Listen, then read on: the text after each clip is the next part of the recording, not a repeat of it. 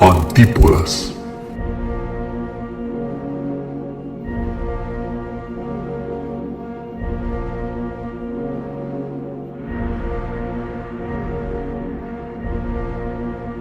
Programa de análisis político en Ofensiva Radio.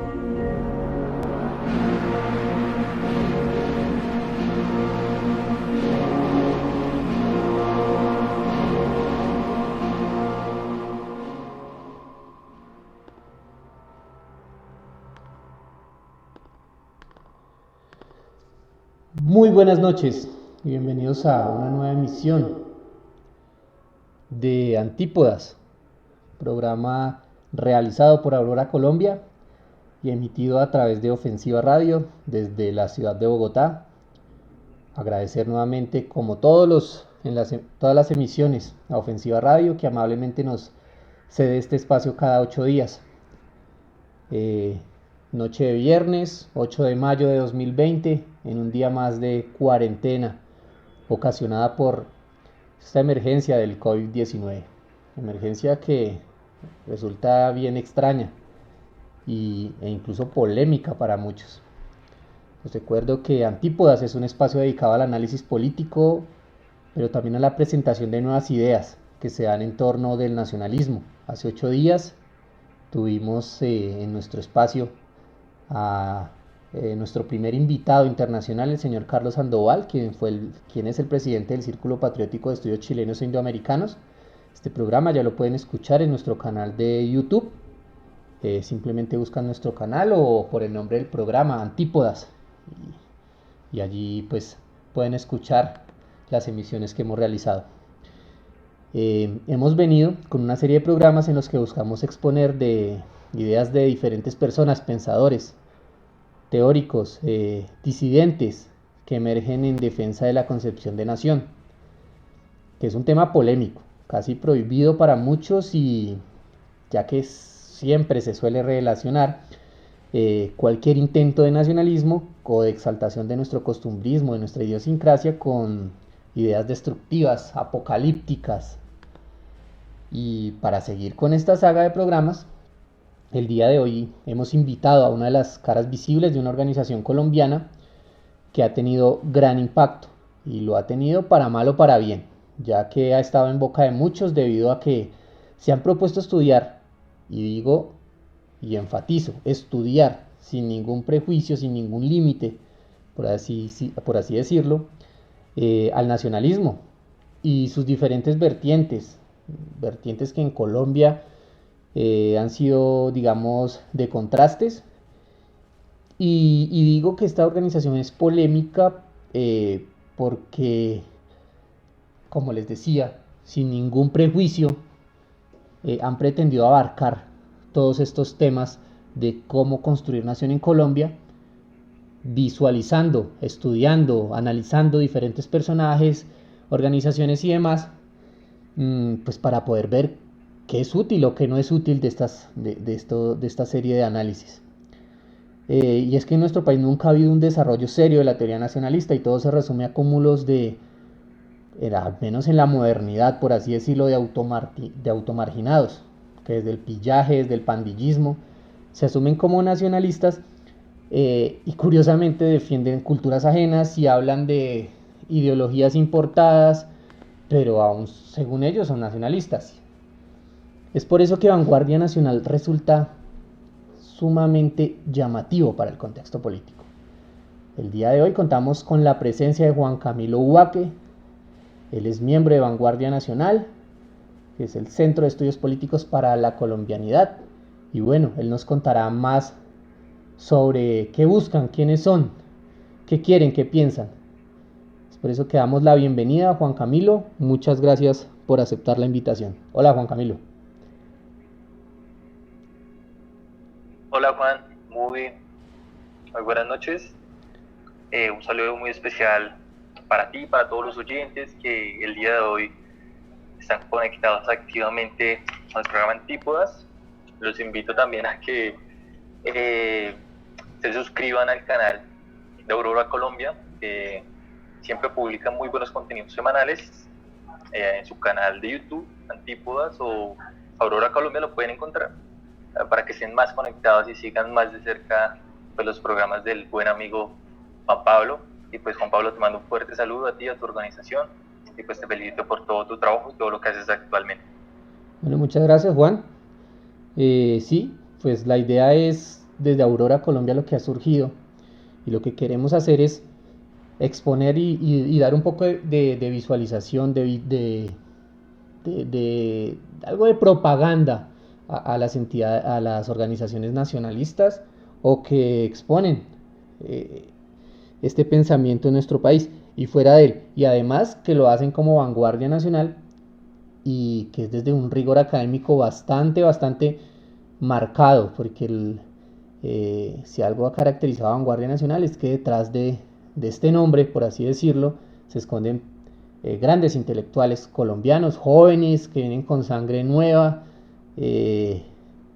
pues hablando de nuestro país. Entonces yo quiero, Juan, que nos hables un poquito de qué es Vanguardia Nacional, su historia, su trayectoria, quiénes son, cuándo nace. Cuéntanos un poquito.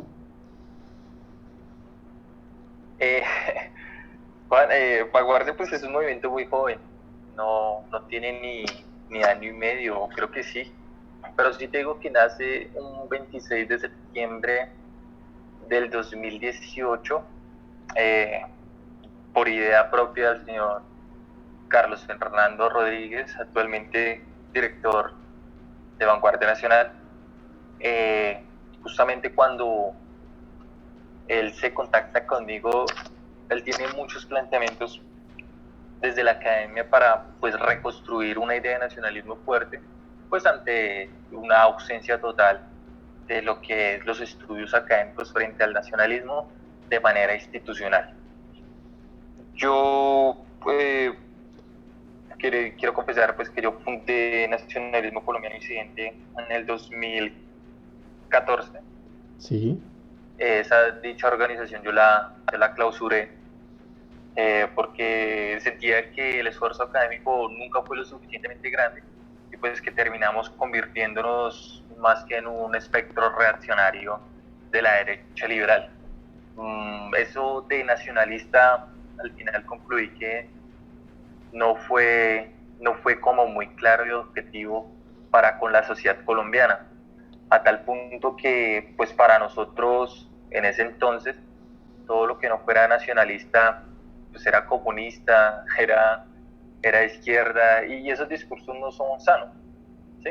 Porque sí, uno comprende que el nacionalismo ya no es no es como tal un pilar ideológico en el cual uno sustenta unas bases académicas, sino que el nacionalismo se convierte en una herramienta propia de la modernidad, porque pues el nacionalismo tiene su origen en los países latinos como España, Francia, especialmente este último con la Revolución Francesa y con la noción burguesa de la nación y el nacionalismo. Sí. Entonces el nacionalismo se convierte en una herramienta, en un espectro, y pues vemos que cualquier persona en sí misma se ha denominado nacionalista, como Álvaro Uribe, Gustavo Petro, Donald Trump, Jair Bolsonaro, pues es decir, cualquier persona que piense en un fenómeno de nación a medias de una vez a imaginar nacionalismo. Entonces pues Vanguardia Nacional entra como a esa tarea juiciosita de comprender profundamente el nacionalismo verdaderamente qué es. Entonces Vanguardia comprende en sí que el nacionalismo se convierte en una herramienta de lo político y sí, pues que nosotros no vamos a determinar que somos nacionalistas, sino que nosotros vamos a girar en torno a la cuarta teoría política. Ok. Bueno, Juan, y detrás de Vanguardia Nacional, ¿cuántas personas hay? ¿Cómo funcionan? Vanguardia Nacional, ok, es un centro de estudios, pero digamos, ¿cómo es su organización interna? Cuéntenos un poquito sobre eso para que de pronto la gente conozca más sobre su funcionamiento. Listo. Vanguardia Nacional tiene a su director, al señor Carlos, tiene algo similar a un Estado Mayor, donde yo estoy como comunicador político y el encargado de toda la propaganda. Tenemos al señor Juan Caro Rivera, que es como nuestra cabeza intelectual, porque un historiador fuerte y que es el principal traductor del español, del ruso al español, del ideólogo de la cuarta teoría política, del señor Alexander Dugin, y pues también de otros textos como la Nueva Derecha Francesa con todos sus teóricos y pues demás ideólogos en este siglo que aún siguen construyendo un pensamiento pues intelectual fuerte. Sí. Tenemos unos colaboradores, pero los que anteriormente mencioné pues son como los más destacados porque son los que están constantemente desde el inicio, Sí. como inyectándole aceite a todo esto pues para que no se caiga, para que se mantenga activo y pues para que al menos cada semana nosotros por mínimo cumplamos con 5 publicaciones académicas. Ok, pues es un trabajo académico bastante fuerte, ¿no? Porque 5 publicaciones, estamos hablando de 20 textos al mes y pues se vuelve complejo, ¿o no? Claro, y pues al señor Juan, a nuestro académico fuerte, él siempre estaba juicioso en la tarea de las traducciones. Carlos, desde la Universidad de Caldas también está muy interesado en esto y pues de mi parte yo soy como el más, como el que menos estoy, pues desde las ciencias sociales porque yo estudio comunicación social y lo mío es el periodismo, ¿sí? Entonces Sí. los míos son reportajes, son temas de opinión, actualidad.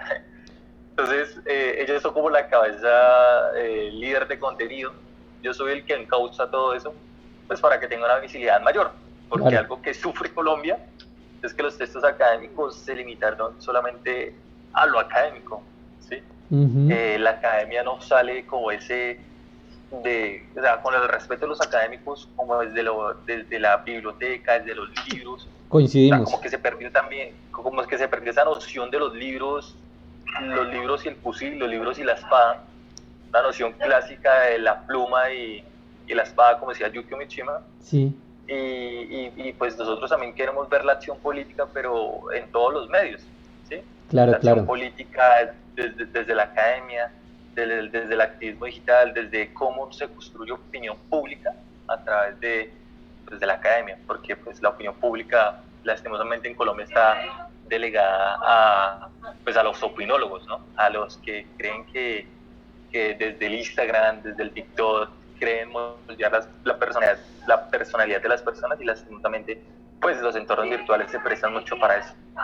Sí, no, y coincidimos, incluso me parece curioso, porque una de las ideas, por ejemplo, quiso surgir, y acá que aprovecho el espacio para hacernos la autocuña, el nacimiento de Aurora Colombia fue eso, llevar al nacionalismo de la biblioteca a la calle, porque como usted acaba de decir, pues se ha convertido en trabajos académicos y muchos libros, mucho texto, pero pues y que en la acción política nunca crece nada. Entonces es bien interesante pues obviamente conocer su opinión y más interesante saber que desde la comunicación social pues usted realiza ese trabajo. Aquí bueno, aquí hay que aprovechar, obviamente sabemos que los medios eh, colombianos, digamos la más media, televisión, radio y demás, pues tienen unos intereses ideológicos, ¿cierto? Entonces usted como comunicador social, cómo se crea la antítesis de esa manipulación mediática que tenemos hoy en día, ¿no? Porque cualquier viso de nacionalismo es visto como fascismo, ultraderecha extrema, y cuando hablo de fascismo ni siquiera hablo del término técnico o filosóficamente exacto y políticamente exacto, sino de fascismo entendido como entonces autoritarismo extremo, racismo extremo y demás. Entonces, como comunicador social, ¿usted cómo podríamos crear la estrategia de respuesta a esa más media que en últimas es la que le llega a la gente? Claro, Juan. Y precisamente acá, de una de las primeras tesis de la cuarta teoría política, sé que para las personas es un término muy nuevo, porque curiosamente la cuarta teoría política de una vez lanza una esencia mismo en las ciencias políticas, y es que el liberalismo como tal tuvo su metamorfosis cuando logró vencer Primero, por medio de la guerra física al fascismo en el 45, Sí, basta remontarse un libro para entender que el fascismo caducó totalmente en todas sus vertientes y manifestaciones pragmáticas, y también el colapso económico pues, de los sistemas comunistas, en este caso la Unión Soviética, marxistas o como quieran denominarlo. El liberalismo tiene su metamorfosis y logra componerse como en la vida natural de los individuos. sí, Basta incluso mirar los mismos discursos de los filósofos de la teoría crítica, los filósofos reaccionarios, Nicolás Gómez Dávila y demás, para entender que las personas en sí actúan bajo paradigmas liberales sin darse cuenta. Por ejemplo, el sufragio universal, los sistemas de lo que critican como el consumismo, y esto hace parte de la cualidad postliberal, la liberalización de la economía, la liberalización de la identidad de los pueblos y todo lo que es el globalismo. Entonces el liberalismo ya no es un enemigo político que nosotros veamos, sino ya sí, está inmerso en nosotros. ¿Por qué? Porque el liberalismo logró la homogeneidad total de las instituciones y no es más como el liberalismo nos educa. Entonces los medios de comunicación es ese principal flujo de poder, de relaciones de poder, porque los medios de comunicación no son más que flujos de poder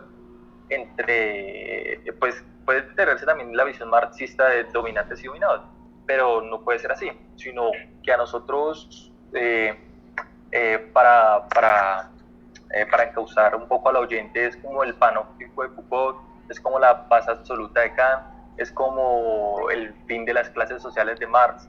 O sea, siempre hay como una tesis para asegurar todo lo que es el totalitarismo liberal desde la visión en que nosotros ya no podemos liberarnos de algo que vive en nosotros. Y el medio de comunicación claramente es la mejor herramienta democrática sí, para encauzar opinión pública. Entonces tú puedes lanzar lo que quieras en un medio de comunicación, pero el medio de comunicación en sí mismo te va a vigilar, te va a decir, incluso va a robar tus datos para saber qué contenido generar a partir de lo que tú piensas. Y muchos teóricos de la comunicación social concluyen que si tu novio y tu mamá te conocían mejor, el medio de comunicación va a saber todo lo que tú quieras, incluso de lo que tú nunca serías capaz de revelar a la persona que más confías. sí, Entonces, ¿cómo nosotros podemos usar la comunicación social y el periodismo para combatir algo que no se puede combatir ni en una trinchera y ni en ninguna plataforma electoral? Y es lo que George Orwell también define como el estado total. Pues claramente esto es una teoría de Carl Smith, pero el estado total no es más que las vertientes de los canales de comunicación para construir un imperio de la ley. Y pasa en Colombia. sí, Colombia, aunque nos digan que hayan medios independientes, no puede existir como algo que realmente no se salga de los paradigmas liberales. Por ejemplo, Noticias 1, aunque parezca un medio independiente, es un medio liberal, ¿sí? sí, sí, Y no quiere total. decir que no quiere decir que se necesite un medio conservador o un medio fascista comunista, solamente que no existe un medio de comunicación que no salga fuera del paradigma de un dueño. ¿Sí? Sí, Y tampoco busco concluir que deba existir un medio de comunicación que busque la proletarización de los medios, sino que el medio de comunicación en sí es un producto propio de la modernidad y es un producto propio del liberalismo.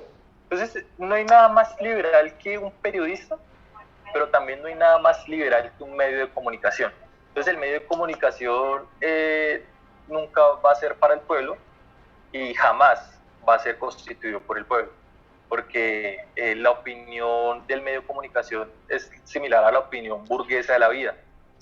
Lo público y lo privado, lo que es para el pueblo y lo que no es para el pueblo, siempre va a confluir bajo los intereses y el dominio del dinero, lo que es la pauta, la publicidad. Y es por eso que Noticias 1 creyó fervientemente que vivir sin el dinero a través de un medio de comunicación le iba a surgir, y curiosamente se dio lo contrario, cayeron.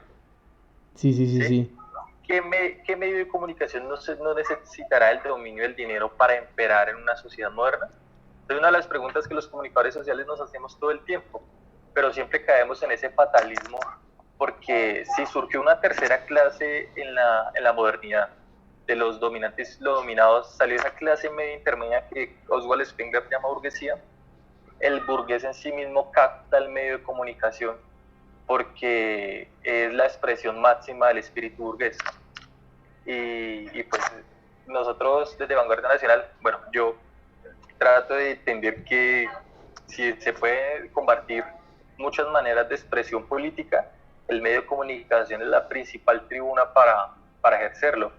Y es que si tú no existes en la red, tú no vas a existir en ninguna otra parte.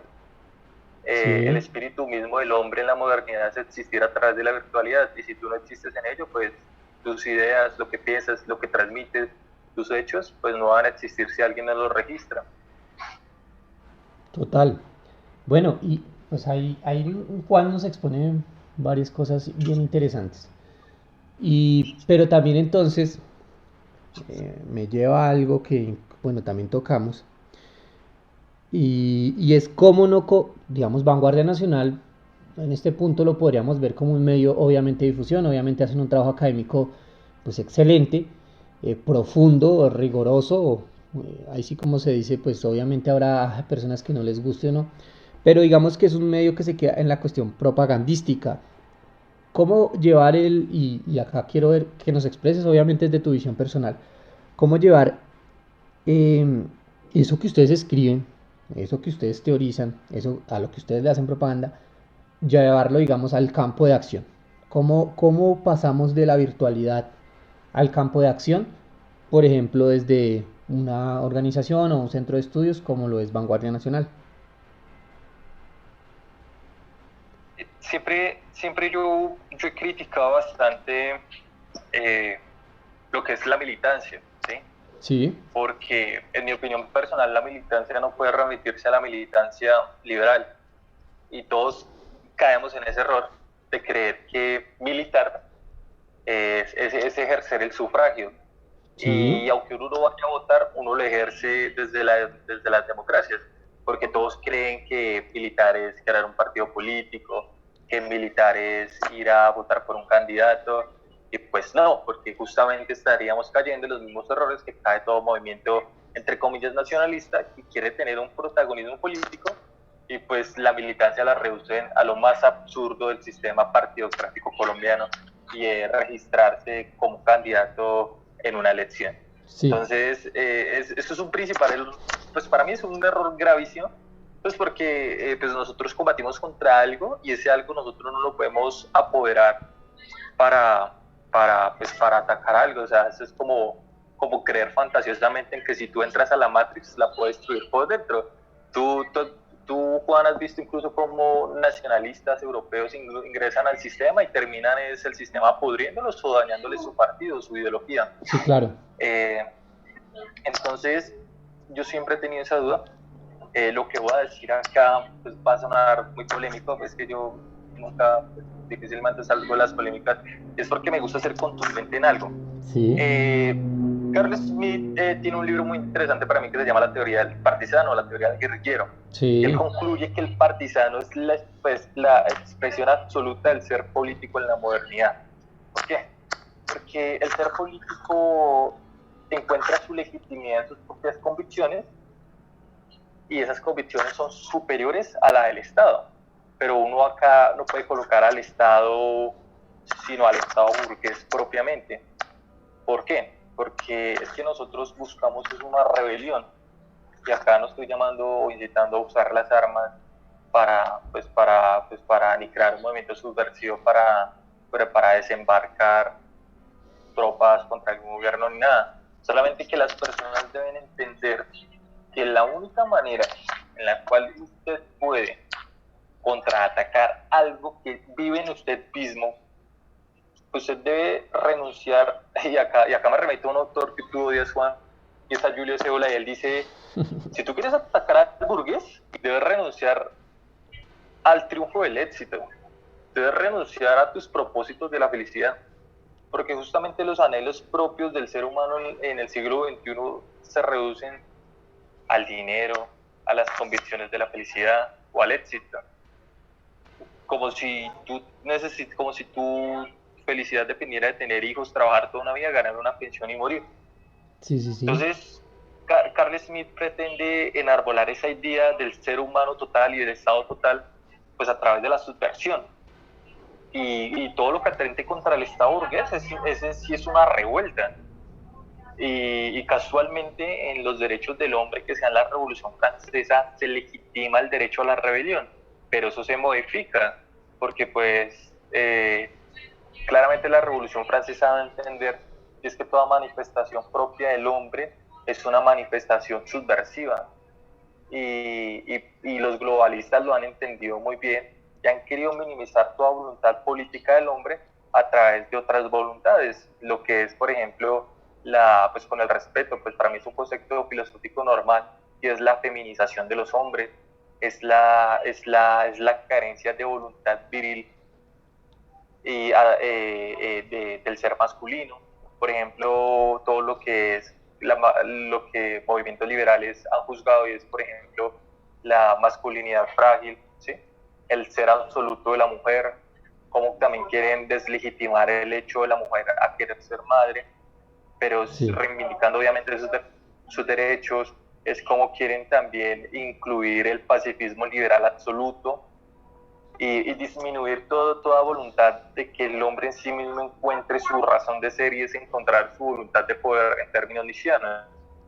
Entonces, esa acción política que nosotros buscamos tiene que ir mucho más allá, tiene que ir muchísimo más allá, porque yo te podría decir, yo podría convocar un reguero de gente y tenerla, y pues que ese como tal no es mi fin, porque lo he entendido muy bien, he vivido las experiencias, y claramente pues de estar tan joven en esto me ha permitido entender que muchos movimientos nacionalistas colombianos, entre comillas, porque de nacionalismo ninguno, y de eso vamos a hablar ahorita. Se han estancado justamente en creer que el sistema electoral es la única salida, y pues caen en un gravísimo error. Yo sí le he dicho a Carlos y a mi compañero Juan que la militancia o tiene dos cosas: o te das durísimo en la teoría política y tratas de crear una verdadera opinión pública sobre lo que es el nacionalismo, como pasa en Europa, donde a veces se siente la tensión de una pronta rebelión de algunos estados europeos contra el globalismo, y es que es tan latente, Juan, que los medios de comunicación hasta la ocultan. Sí, claro. Y la minimizan a simples conflictos con la ONU, con Estados Unidos, pero lo minimizan de una manera tan absurda que uno en el trasfondo entiende que verdaderamente hay una reivindicación de los pueblos libres en el mundo, y pues también la verborrea derechista trata de ocultarlo diciendo que son manifestaciones marxistas, sabiendo que nunca va a ser así. Sí. Y por otro lado, pues está la condición pues subversiva totalmente contra el Estado, y pues tampoco yo le apostaría a eso, pues porque el sistema está tan bien estructurado en todas sus maneras que cualquier tipo de acción es minimizada. Incluso ahorita estaba leyendo que la persona que estaba haciendo los estudios contra el coronavirus aparece muerta. O sea, cualquier manifestación que trate de cambiar los paradigmas del mundo es un blanco fácil, y pues nada más fácil que atacar a un individuo solo. Claro. Y más que nos hemos acostumbrado a que las ideas tienen que partir de un solo hombre. En el caudillismo mundial matan al hombre y pues se mata la idea. Y yo también le quiero apostar a eso. Yo no quiero que las ideas se enfaticen en Carlos, ni en Juan, ni en Vanguardia Nacional, sino que las personas cuando hablen de nacionalismo tengan presente una idea, y es que el nacionalismo es esto, y no es esto. ¿Sí? Que cambien esa voluntad de poder que vive en su mente para poder comprender más allá de lo que es el nacionalismo, sin caer, por ejemplo, en la simpatía a los paramilitares, sin caer en el racismo blanco propio de los neonazis, sin caer en el discurso conservador anacrónico, sin caer en el patriotismo barato de los liberales, sin caer también, por ejemplo, en el nacionalismo de izquierda, ¿sí? Que es muy normal, y tampoco caer en los sistemas tan democráticos que dicen reivindicar la patria, pero es lo más falso que puede existir. Entonces, para mí, militancia es poder cambiar la mentalidad de las personas cito una frase de George Orwell. Pues George Orwell era un periodista y pues trato de estudiar también los pensamientos de los periodistas. Es Claro. que la verdad absoluta nunca va a depender de un colectivo, sino trasciende de un individuo a otro. Y aparece de fondo el Gran Hermano, porque la novela de 1984 es claramente una rebelión. Sí, claro. La rebelión contra el mundo, contra el Estado total, es una revolución de individuo a individuo, no es una revolución de masas, tal cual vimos en la revolución de los fascismos, en la revolución rusa. Pues porque en esos tiempos no estaban diseñados para, o sea, el sistema liberal nunca pensó que realmente habría una revuelta contra el mundo moderno, de manifestaciones de la modernidad como lo fueron el fascismo y el comunismo, y a su muerte claramente el fascismo, y eso lo saben todos, incluso los fascistas, y se los voy a decir acá, el fascismo no fue más que una herramienta para que el sistema liberal se reivindicara de manera tan absoluta que claramente lo que quisieron combatir hasta creó un Estado propio. Lo que quisieron combatir creó los sistemas de dominación mundial por excelencia. Lo que creyeron combatir no sirvió más como excusa pues, para ver a un Estado ilegítimo, para ver a ciertas organizaciones haciendo proselitismo, para subyugar a las naciones. Tal caso fue Turquía, fueron los países de los eslavos del sur, fueron los países, por ejemplo, de África, que lamentablemente pues, la Segunda Guerra Mundial, aunque no tuvieron participación, pues los subyugaron, ¿sí? Y los Los dominaron afectó. totalmente. Sí, claro, por ejemplo, Palestina, Siria, Irán, Claro. el Imperio Otomano, pues el Imperio Otomano nada tenía que ver ahí, vea cómo terminó. Incluso nosotros como nosotros sin tener participación en la Segunda Guerra Mundial, en nosotros cayó una responsabilidad para terminar creando un conflicto armado innecesario, ¿sí? O sea, no tuvimos nada que ver y terminamos más afectados nosotros de todas maneras. Sí. Bueno, sí, es que igual es un fenómeno complejo. Eh, Obviamente los nacionalismos del siglo XX tuvieron incidencias eh, fuertes sobre nuestra sociedad. Incluso quienes se han encargado de estudiar estos fenómenos entienden que los fascismos, lo que llaman fascismos o yo lo denomino nacionalismos revolucionarios del siglo XX, obviamente se desviaron de su objetivo inicial. Y eso es muy claro, por ejemplo, en el fascismo italiano, que inicia como un movimiento de carácter revolucionario, antiestatalista, demasiado violento, pero en lo que llamamos el ventenio fascista, pues es totalmente domesticado, hace alianzas con la aristocracia, hace alianzas con los terratenientes, y pues digamos que por eso alcanza cierto éxito. Ya cuando empieza a generar, eh, cuando trata, digamos, de volver a sus inicios, pues cae, es vencido en una guerra que pues lo derrotó físicamente, y ahí coincido con Juan, eh, y convirtió sus ideas en obsoletas. El que quiera venir a hablar ahorita de instaurar esos movimientos, pues obviamente, y creo que coincidimos con Vanguardia Nacional, pues obviamente creo, y lo diríamos muy vulgarmente en Colombia, está meando fuera del tiesto. Me parece muy interesante esa visión, Juan, y ahí quiero pasar a un tema que me llama la atención, y es en una parte de lo que nos contabas. Hablas de, digamos, de los movimientos nacionalistas en Colombia, de cierto, digamos, de su irrelevancia, por así decirlo. Entonces quiero que nos cuentes un poquito sobre en qué se diferencia Vanguardia Nacional de esos movimientos. Y acá voy a exponer desde los movimientos históricos que han existido en Colombia, enmarcados sobre todo, por ejemplo, en el pensamiento de los leopardos, que es obvio, fue vital, pero que en últimas eran conservadores. Yo veo a los leopardos más como una tendencia dentro del Partido Conservador que como un movimiento auténticamente fascista o nacionalista. Y después de eso, pues obviamente nos expresarás tu forma de verlo. Y obviamente después de eso no hubo como movimientos muy marcados. El nacionalismo de Gaitán, que era un nacionalismo de izquierda, digamos que murió con su figura, porque básicamente Gaitán obviamente es una figura importante de análisis, pero su movimiento no trascendió y su ideología no trascendió, se perdió. Luego tenemos a movimientos que son bien polémicos, como el M19, por ejemplo, que hablaba de un nacionalismo de izquierda, un socialismo a la colombiana, pero pues obviamente es repulsivo, pues básicamente lo odia la derecha colombiana. Y hoy en día tenemos unos movimientos que pues yo los llamo como movimientos automarginados, sin ningún contenido ideológico o político, que básicamente se escudan en el pillaje y demás. ¿Qué diferencia Vanguardia Nacional de esos movimientos? Obviamente entendemos que hay un estudio teórico brutal, un estudio teórico bien profundo, pero digamos, ¿qué diferencia Vanguardia Nacional, por ejemplo, de la división, digamos, de la tendencia nacionalista en el Partido Conservador, por ejemplo, o de la tendencia patriota dentro de los movimientos de izquierda? ¿Qué diferencia Vanguardia Nacional de esos movimientos?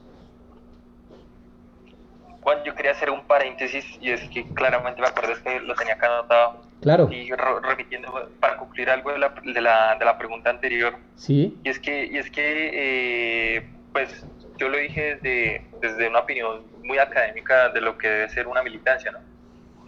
Justamente vi varias alternativas, pero como te digo, pues Vanguardia es muy joven aún y pues aún no tiene como el suficiente alcance pues, para determinar una salida a la militancia.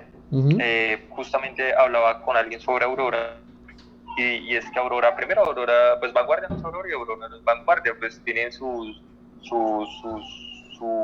autonomía, todo lo que es su ser auténtico en todos sus aspectos sociales y políticos. Y alguien decía, pero es que Aurora mira todo lo que hace y es la militancia. Y yo le decía, sí, tiene toda la razón, pero es que cada quien decide qué escenario hacer, ¿sí? ¿Qué claro. escenario crear? Y es que el ser de lo político son escenarios de amigo y enemigo. Entonces, yo no puedo legitimar a alguien porque no hace caña, porque ellos también tendrían como el derecho de deslegitimarnos a nosotros por no hacer lo que ellos hacen y caeríamos en un absurdo de opiniones tontas.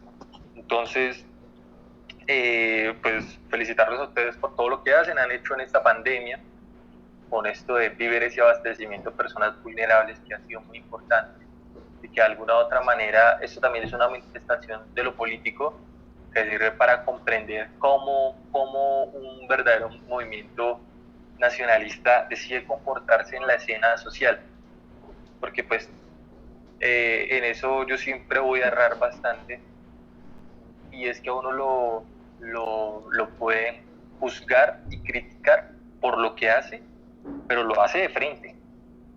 Y claramente Aurora Colombia tendría todos los créditos porque ellos sí hacen presencia en lo que pues Vanguardia nunca va a hacer, y claramente las personas van a comprender esto.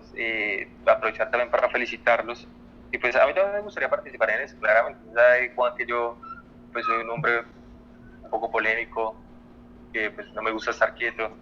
Claro. Pero pues de la comunicación social veo una salida y es lo que me he entrenado, ¿no? Sí. Espero pues también poder Vanguardia alcance un nivel totalmente en pleno para ejecutar cosas que creo que me gustaría enseñarlas a la sociedad, y es cómo la propaganda pasa a la manifestación política en las calles, de muchas maneras, ¿no? Sí. Cómo se hace el activismo, pero el activismo simbólico de lo que es es que claramente se siente que yo me expreso como un terrorista, y yo sé que algunos oyentes pensarán, oye, este muchacho, ¿por qué está pensando así? No, y es que a mí me pareció muy curioso esta propaganda de Puro Veneno, donde salía Álvaro Uribe con su calavera y todo, y por ejemplo con esto de quién dio la orden de los falsos positivos.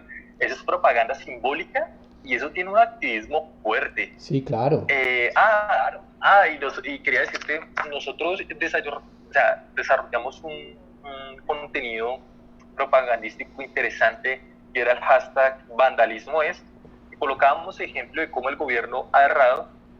Un ejemplo, vandalismo es :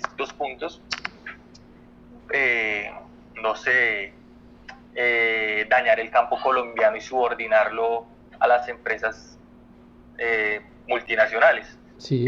Vandalismo es hacer del Ministerio de Defensa una cuota política. Vandalismo es decir que ellos estaban recogiendo café, ¿sí? Sí. Y esa propaganda nosotros la llevamos a las calles. Pues obviamente somos muy pocos los que realmente militamos en Vanguardia. y nosotros no queríamos que las personas vinieran a militar con nosotros en una manifestación simbólica como lo fue el paro del 21 de noviembre, sino que las personas decidieran usar propaganda de nosotros sin darnos los créditos, porque ese no era el objetivo, sino reivindicar un sentimiento de emociones homogéneas con el fin de agitar las pretensiones de un movimiento político que no existe en lo público, pero que sí existe en lo privado, que es el nacionalismo colombiano.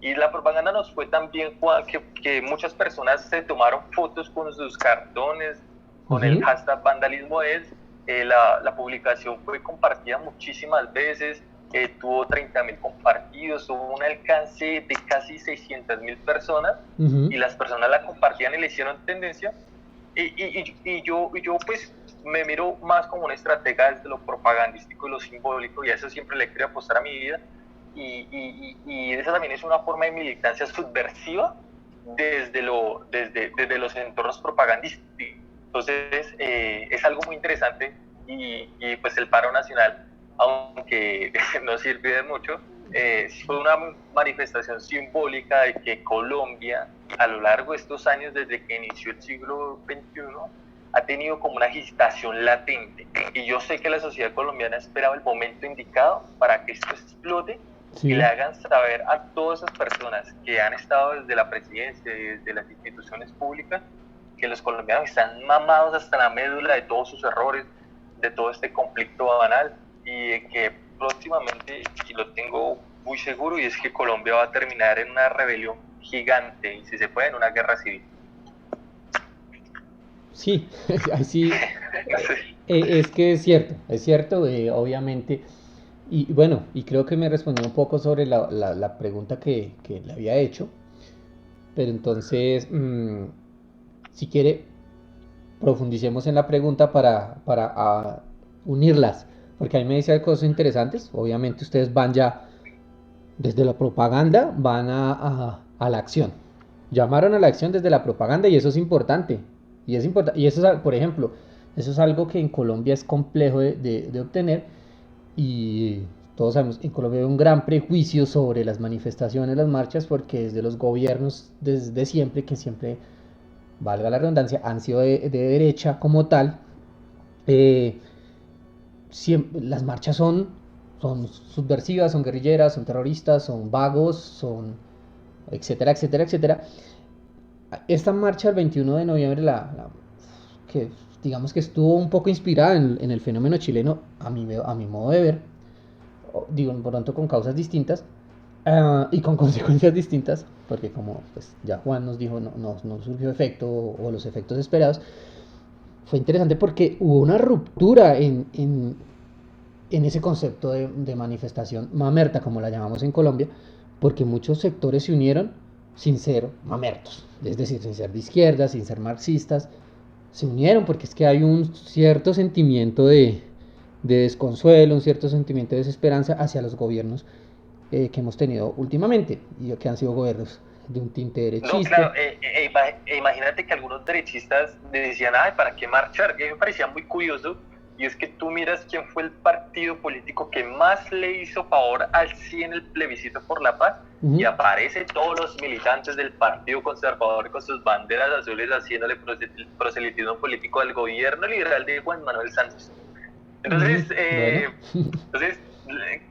sí, aunque los conservadores se quedan cortos a la hora de juzgar marchas, cuando ellos son los que históricamente más han participado en marchas.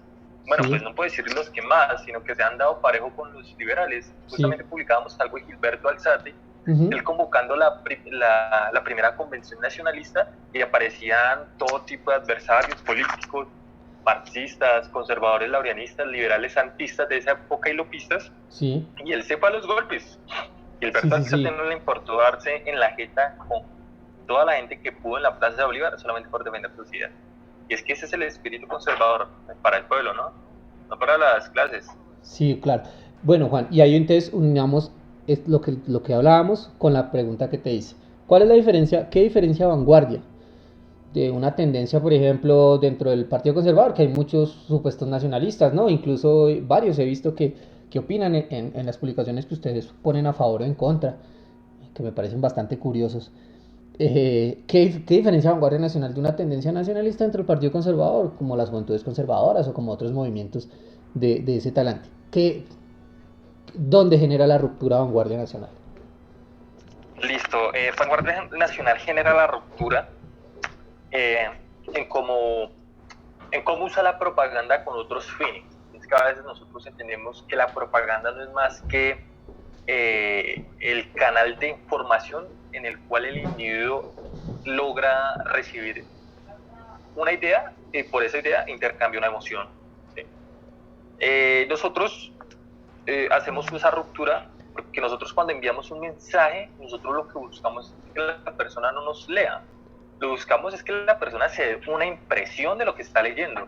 Sí. Está intercambiando una emoción de esa nostalgia creada por la política tradicionalista y se lleve o una indignación o por lo menos se lleve un sentimiento contrario a la indignación podría ser un sentimiento de encauzar lo que él quiere. Sí. ¿Sí? Como que, bueno, entonces yo estoy ahí leyendo y pues me siento triste porque pues la presidencia pretende salvar a Avianca y veo que alguien me dice que Avianca no es una empresa propiamente dueña de colombianos y que no paga impuestos en Colombia. Entonces yo digo, mierda, pues, perdón por los espectadores, pero es una manifestación muy propia en los comentarios de Vanguardia Nacional. Entonces las personas dicen, mierda, pero es que tienen toda la razón. ¿Cómo el gobierno colombiano pretende no salvar a las pequeñas y medianas empresas? Sabiendo que puede, ¿sí? En vez de estar pagando millonarios contratos por una publicidad de posicionamiento de marca de legalidad y paz, eso sí me parece absurdo. Ahorita publico algo sobre eso. Y no pretenda salvar a las empresas que le dan el 60% del empleo a los bogotanos. ¿Sí? Sí. Entonces Vanguardia hace esa ruptura. ¿Y dónde nace esa ruptura? Yo a veces cuando es que me gusta mucho la figura de Jorge Eliezer Gaitán, y no porque sea caudillo, populista, sino porque Gaitán es el principal pionero de la propaganda política colombiana. Ninguna otra persona en la vida, Juan, ninguna en la historia de Colombia usó la propaganda para afianzar las causas políticas. Sí. Y es que Gaitán, incluso como se vestía, invito a todos los oyentes que si pasada la cuarentena tienen la oportunidad, vayan al Museo Casa Gaitán y no más vean la estética gaitanista. Una persona que se viste de negro, y ahorita que salieron sus fotos a color, una persona que usa los colores del blanco para inspirar esperanza, usa el negro para inspirar muerte, pero también para inspirar elegancia. Una persona que usa las banderas, una persona que escribe a la carga donde vaya a dar discursos, una persona que es capaz de usar mensajes tan cortos pero tan contundentes, remitiéndonos a las estrategias de comunicación de Joseph Goebbels, el propagandista nazi, sí. donde entre más grandes sean las personas a llegar, más mínimo tienen que ser el mensaje. Y si tú colocas, abro signo de admiración a la carga y lo cierras y lo publicas y ese mensaje se replica, no solo se replica en Bogotá, en Cali, Barranquilla, en muchas ciudades capitales, pues ese mensaje de la propaganda política tiene un hecho, y es que Gaitán no nos vendió una idea, Gaitán nos vendió una esperanza, y esa esperanza se resume en yo no soy un hombre, yo soy un pueblo. Y ahí Gaitán empieza la ruptura del nacionalismo, ¿sí? Ahora, ¿por qué Vanguardia Nacional se diferencia? Pues primero por la ruptura propagandística del nacionalismo, sí. porque pues si nosotros miramos, quizás el nacionalismo no inicia ni con Gaitán ni con Rojas, no. ni tampoco con el señor Simón Bolívar. El nacionalismo yo lo pondría con los movimientos obreristas o con los sindicatos o con los artesanos liberales del señor Melo, del señor Obando, ¿sí? Ese inicio durante las guerras civiles para en el siglo XIX, para entender, en el siglo XVIII digo, para entender qué es la nación, sí, en el siglo XIX, qué pena, para entender qué es la nación, pues lleva a unos conflictos entre colombianos, pero también ese conflicto va a permitir al general Obando crear el Partido Nacional, que va a ser retomado por el señor Caro, Sí. por el señor Rafael Núñez. Surge la Constitución conservadora. Aquí se dan los primeros inicios de nacionalismo, pero pasamos de los liberales a los conservadores. Pero es que acá ya la primera conclusión es que el nacionalismo colombiano nunca tuvo un tinte político serio, porque tú miras y las causas que hizo el general Melo, el general Obando, por los artesanos, pues son distinguidas. Y aquí pasamos a Caro, pasamos a Núñez, pasamos al general Reyes, que modifica todo el ejército colombiano, ya suprimiendo lo que son liberales y conservadores, trae la misión prusiana, y a través de oficiales chilenos, agradecer a los chilenos por hacer una de las reformas más importantes, porque acá ya se acaba todo lo que es el posicionamiento de los gobernantes a los generales, sino que ya se crean los canales de mando, ya se crean lo que es un ejército para el pueblo, ¿sí? Ya no es el ejército de los partidos, sino para el pueblo. Entonces acá ya tenemos como una semilla del nacionalismo. Aquí va a escalar a todo lo que es el movimiento de los nuevos, que va en contraposición al movimiento de los centenaristas. Los nuevos están, ¿qué te digo? Jorge César Gaitán, Los Leopardo, van a estar León de Grey, poetas, industriales, van a estar sindicatos. Y en los centenaristas pues vamos a encontrar los viejos mandos políticos, como principalmente Laureano Gómez y todos aquellos que pues nacieron en el siglo pasado, después no permiten. Entonces estaban encausados más que todos en la regeneración conservadora. Sí. Entonces en los nuevos salen pues los leopardos, y los leopardos se convierte como la tendencia antiburguesa del Partido Conservador, y son perseguidos hasta lograr pues minimizarlos. Pero surge alguien llamado Gilberto Alzate Avendaño, que es un manizaleño, Sí. pues es el man como más, que tiene más cojones para parársela a Laureano Gómez y decirle, no papi, el Partido Conservador es un nacionalismo puro y no vamos a remitirnos al fascismo, sino al cesarismo bolivariano, que en esa época era muy popular, y ahí ya se convierte Bolívar en una imagen de nacionalismo, y el catolicismo también sirvió mucho. Gilberto Alzate pues está ahí como que en un lado donde no encuentra convergencia, se crea la Acción Nacionalista. Jorge César Gaitán surge por otra parte, pero pues no logra sus fines. ¿Me escuchas bien, Juan? Sí, perfecto. Jorge César Gaitán no logra sus fines, es asesinado, pero deja un paradigma, ¿sí? Sí. Viene un señor llamado Antonio García Nosa, que va a ser el fundador del movimiento socialista colombiano, y va a ser el principal ideólogo del nacionalismo, pero de un socialismo no marxista. Sí. Y acá ya empezamos a hablar de Gustavo Rojas Pinilla. Gustavo Rojas Pinilla se convirtió en la persona que reunió todos los sentimientos de indignación política en ese entonces. Él se convierte en el pilar fundamental del nacionalismo. Los gaitanistas pasan a liderar el programa económico de Rojas Pinilla al mando del señor socialista Antonio García Nosa. Gilberto Alzate y otros corporativistas entran a ser parte del gobierno del general Rojas. Sí. Y el general Rojas emprende toda una cruzada contra el establecimiento, que la pierde. Primero empieza a cerrar el medio de comunicación, pues para ese entonces el medio de comunicación era como, pues en ese tiempo el medio de comunicación sí que era el gran hermano de esa época, porque pues colocaban y quitaban presidentes. Sí. Pues, era el tiempo, ¿no? Ya pierde. Sí, el tiempo. Y ves que el tiempo sí es un medio muy oligárquico, la verdad. Sí. A veces me pregunto a las personas cómo en el tiempo, es medio basura. Y aunque otras personas quieran referir que hay una última etapa del nacionalismo con Álvaro Gómez Hurtado, Fernando Landazábal y Nicolás Gómez Dávila, pues yo lo dejaría hasta Rojas Pinilla, porque ahí ya empieza todo lo que es la apertura económica, la entrada con el Frente Nacional, ya sea la entrada del globalismo a Colombia definitivamente. Colombia ya pierde toda causa nacionalista y todos los nacionalistas son perseguidos. Pues Álvaro Gómez Hurtado por eso fallece. Y es que Álvaro Gómez Hurtado no lo mató ni el crimen, nada. Es que Álvaro Gómez Hurtado era la única persona que tenía la esperanza de incluso hacer un golpe de Estado.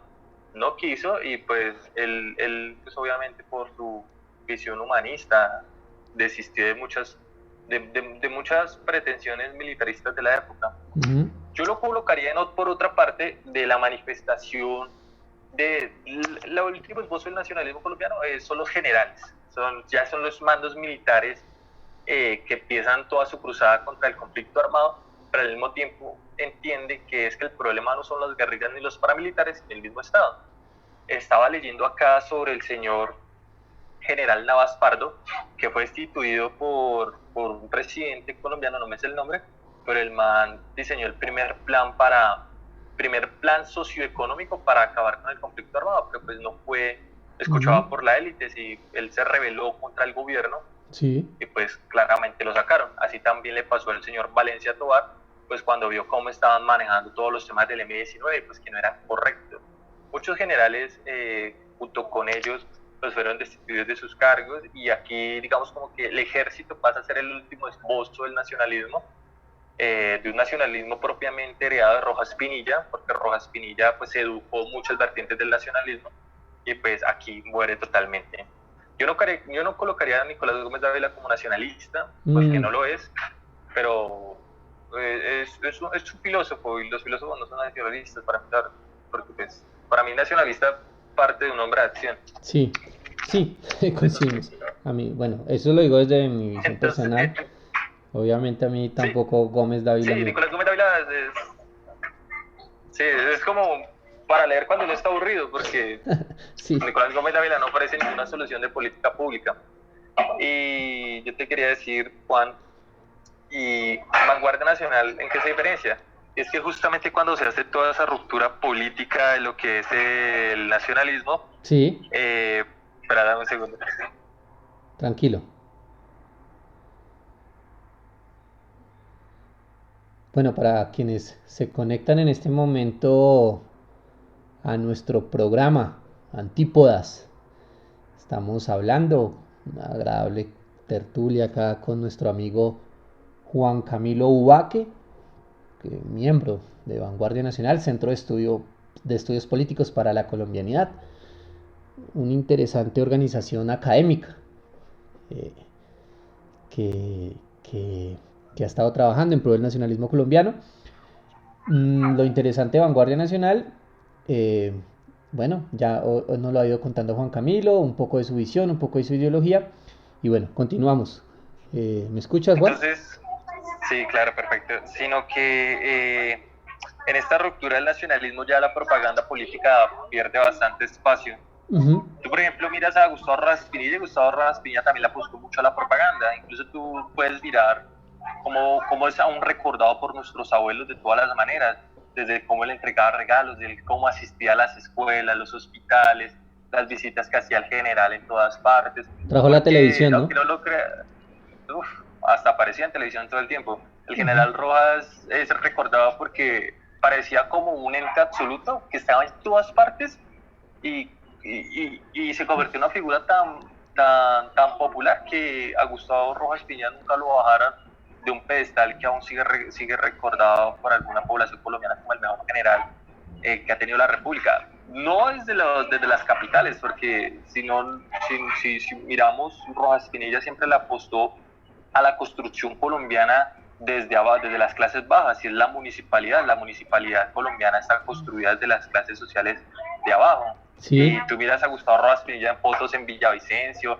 en municipios del Chocó, municipios de Antioquia, en la costa. Él siempre estuvo como, incluso en San Andrés, porque el archipiélago de San Andrés y Providencia era como el Chocó de esa época, ¿no? Sí. Con todo el respeto a los chocuanos, sino con esta metáfora es sobre el olvido del Estado a las regiones con más importancia económica, y allá crea pues el aeropuerto y convierte ese lugar en un destino turístico que aún es muy apetecido por extranjeros.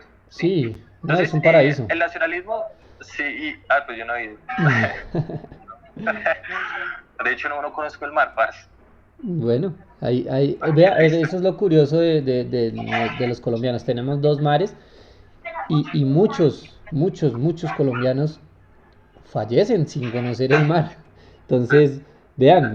¿Tú conoces el mar? Sí, claro, he ido a San Andrés varias veces acá, por cuestiones laborales, obviamente. Sí. Entonces, obviamente sí conozco esas partes. Y digamos como que el nacionalismo muere ahí, y ahí ya se da una ruptura, ya se da como una manifestación patriótica liberal. Sí. Entonces empezamos con los gobiernos como retomando otra vez gobiernos conservadores. Entonces, si no estoy mal, Belisario Betancur era conservador, ¿no? Betancur, no recuerdo realmente Betancur, creo que sí era conservador. Pero una manifestación conservadora que inicia con Pastrana. Sí. ¿Sí? Y que la retoma Álvaro Uribe desde lo que es la manifestación patriótica y todo lo que es la manifestación patriótica derechista anticomunista. Entonces el nacionalismo se pierde como su esencia, se convierte nomás en un esbozo. Sí, yo ya recuerdo, Belisario Betancur. Belisario Betancur también tomó, aunque era muy académico, Belisario Betancur era conservador que trató de tomar también la lucha comunista, anticomunista, pero pues pierde en el intento, ¿no? Sí. Es porque toma el Palacio de Justicia, etcétera, lamentablemente. Entonces, acá ya se da un patriotismo liberal, el nacionalismo como que pierde su esencia y se convierte más como un discurso de políticos de turno.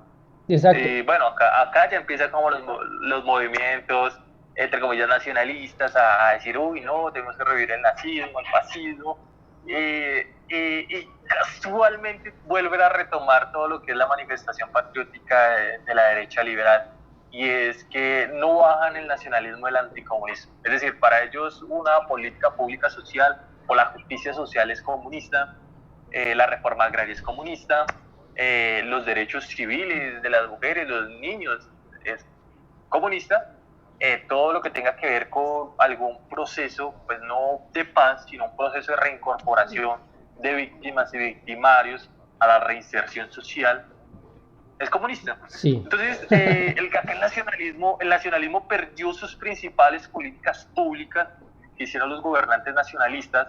Por ejemplo, Rojas Pinilla creó la mayoría de entidades estatales que defendieron al campesinado. Sí. Jorge Luis Gaitán siempre abanderó la reforma agraria. Sí. Sí, siempre. Gilberto Alzate siempre luchó por los derechos civiles de los sindicatos obreros. Sí. Pero las personas, pues estas personas no entienden qué fue lo que pasó verdaderamente con los movimientos políticos. Pues tristemente reducieron el nacionalismo a una manifestación totalitaria del Estado. ¿Sí? Total. Y crear como un enemigo común que no sirve como discurso político, y es que el anticomunismo no sirve. O sea, yo te digo porque yo soy de Villavicencio, he tenido la oportunidad de visitar muchos pueblos rurales, y tú le preguntas a cualquier campesino qué opina de las guerrillas, las FARC y el comunismo, y es que ellos no van a ver ninguna expresión política, sino una consecuencia misma del conflicto armado que llevó a radicalizar bandos de manera innecesaria, ¿sí? Y es que las guerrillas y los paramilitares no es más que consecuencia de una ineficiencia de un Estado, porque es o sea, uno se pregunta cómo pudo Rojas Pinilla también limitar las acciones bélicas de las guerrillas liberales. ¿Cómo? Pues que Rojas Pinilla fue un estratega militar durísimo. Sí. Pero un estratega militar con una conciencia de justicia social efectiva. Él entendió que era el campesinado al cual había que crear el Banco Agrario para darle ayudas económicas para todo lo que es la industrialización de lo rural. Porque Gustavo Rojas Pinilla, recordemos que estuvo en Alemania durante el surgimiento nacional socialista, pero también estuvo en Estados Unidos viendo las políticas públicas de industrialización estadounidense. Es una persona que tuvo muy bien en su cabeza qué es lo que soluciona verdaderamente los conflictos entre los hombres. Y es que eso es un nacionalismo propio. Pero la seguridad democrática, Álvaro Uribe trató de cambiar y configurar las dimensiones de la guerra, creyendo que los enemigos obtienen su derrota por la vía militar. Y esa es la falacia más grande que ha existido, más grande, señor Juan. Tú miras, por ejemplo, verdaderos militares generales, sus tesis de trabajo y todos los académicos hablaban de ellos, y siempre dicen la reconciliación, todo lo que es los procesos de paz bien hechos, no como el del señor Juan Manuel Santos, bien hechos, lograrán construir una sociedad en paz. Sí, obvio. No es darle curules a los máximos comandantes. No. O sea, se imagina si Álvaro Uribe hubiera colocado a Salvatore Mancuso, a Fidel Castaño murió, a alguno de los hermanos Castaño, a un Jorge 40 que violaba niñas. Sí, obvio. ¿Sí? O sea, yo la verdad nunca, y es que no me lo creo, como un man como Carlos Lozada, un man como, no, es que la verdad no, Sí, o sea, obvio. para mí eso no es paz, o sea, y las víctimas, o sea, ni curul es para las víctimas. Yo sí apoyo que los guerrilleros de las FARC, aunque prefiero el término excombatientes, pues, para afianzar más lazos pues de desfigurar los discursos bélicos que son Sí, muy utilizados por la derecha, porque pues que nosotros ya no podemos seguir creando enemigos falsos cuando todos somos colombianos. Y yo apoyo mucho que ellos tengan sus trabajos rurales y crean que esa sea la única manera para encontrar que el trabajo digno pues logra modificar ciertos pareceres en la sociedad colombiana. Pero no estoy de acuerdo con el proceso de paz de Juan Manuel Santos. Estoy de acuerdo con algunas cosas, pero pues en su totalidad no estoy de acuerdo. Y pues aquí finalizaría dando respuesta a tu pregunta, cómo movimientos como Tercera Fuerza reivindicaron cosas que no estaban ni, ni, ni, ni muy cerca de lo que fue la inspiración nacionalista del siglo XX. De hecho, sacaron el nombre de Tercera Fuerza cuando Gustavo Rojas Pinilla, al crear un sindicato, pero se me olvida el nombre, que fue un sindicato que incluso la misma Iglesia Católica dijo que era un similar a los modelos de Juan Domingo Perón, y la embajada estadounidense dijo que era un peligro para la sindicación de los obreros colombianos. Pues sí, creyeron que Gustavo Rojas Pinilla era de izquierda y crea la Tercera Fuerza para los sindicatos obreros de la época y pues para la politización de las fuerzas militares, o sea, lo que sí, él llamó binomio Fuerzas Armadas Pueblo. Pero pues la Tercera Fuerza, los neonazis creyeron que era un movimiento racialista, que solo lograba su victoria a través de lo que es la guerra urbana entre pandillas, y pues como quien dice, murieron en su ley, ¿no? De manera ideológica y de manera presencial. Incluso sí, otros movimientos, pero me limitaría a decirlos, Juan, porque todos sabemos cuáles son los movimientos fascistas que tienen ahorita activismo en la escena política. Y como decía nuestro compañero Carlos, el que tú entrevistaste, que sí, le escuché la entrevista, y él decía que la tercera posición en sí mismo es un concepto innacible, ¿no? sí, Pues porque los orígenes de la tercera posición son claramente socialistas y el fascista promedio no quiere entender eso. Tú claramente dijiste que Benito Mussolini era un socialista revolucionario, de que quería romper esas estrechas relaciones entre latifundistas y obreros, quería reivindicar un Estado social, ¿sí? Quería reivindicar ujú, una autonomía de una Italia que hasta ahora era reunificada, porque pues Italia no es Italia como la conocemos, Italia sí, ya fue exacto. varios reinos, y claramente Mussolini tiene sus orígenes. Incluso ahorita nombré a Joseph Goebbels, el propagandista nazi, y Sí, pues Joseph Goebbels también tiene sus orígenes en la izquierda socialista de la época. sí, claro. Pues en la izquierda y otros autores, incluso Vladimir Lenin le hace alabanzas a este poeta del futurismo italiano, del prototipo del fascista, ¿cómo es que se llama? De anuncio, El ¿sí? poeta italiano, ese. Los tres mosqueteros franceses, que a lo último decidieron convertirse al socialismo. Sí, obvio, La Eh, Rochelle, Servin. y también los de las juntas ofensivas nacional sindicalistas, como Ramiro Ledesma, Onésimo Redros, Sí, obvio. re socialistas, o sea, demasiado socialistas, entendieron que el socialismo podría verse de una manera más conservadora y pues poder afianzar una política social a través de un Estado total. Esa es la conclusión que yo llego al fascismo. Pero ellos miran el fascismo desde septiembre de 1939, cuando sucede la Segunda Guerra Mundial, y ver algo ideológicamente desde lo militar es caer en un error profundo, porque creer que pues el nacionalsocialismo es lo que fue por la Segunda Guerra Mundial, caeríamos en un error, Sí, lo que claro. fue el fascismo o el falangismo. No, total, total. Incluso creo que, pues bueno, y coincidimos y creo que es una de las observaciones que se han hecho, y es que el nacionalismo colombiano ha sido, digamos, permeado por los extranjerismos, ese filo germanismo, ese filo italianismo que muchos han tomado como propio, ¿no? Entonces, pues se nos ha dado que tenemos entonces vikingos de 1,40 o, y demás, y hablan con total seguridad de conceptos nórdicos y demás, dentro de un contexto, pues, que si nos vamos a lo étnico, pues Colombia, ¿qué etnia es Colombia? Pues hay de todo, ¿no? Entonces ellos adoptan estas categorías y vemos cómo estos movimientos son los que han ocasionado la marginalidad dentro del nacionalismo. Y creo que es una de las críticas, y acá nuevamente aprovecho para hacer una autocuña, una de las primeras ponencias que se realizó en Aurora, Colombia, fue cómo se supera la marginalidad del nacionalismo colombiano, ¿cierto? ¿Cómo lo vamos a superar? Y yo creo que Vanguardia Nacional, y obviamente cuando conocí, digamos que uno empieza a escuchar sobre la organización, empieza a leer, a investigar y veo que es ahí un camino a esa ruptura de la marginalidad. Obviamente hay una oposición y lo hemos visto, incluso aprovecho para obviamente darte mi apoyo y obviamente el apoyo de Aurora Colombia, porque tenemos conocimiento de que varios de estos muchachos de computador, de chicos que solo han militado en el sofá y en la sala, o que creen que el nacionalismo es salir a la calle a modo de pandilla, pues han realizado amenazas hacia tu persona y obviamente hacia Vanguardia Nacional.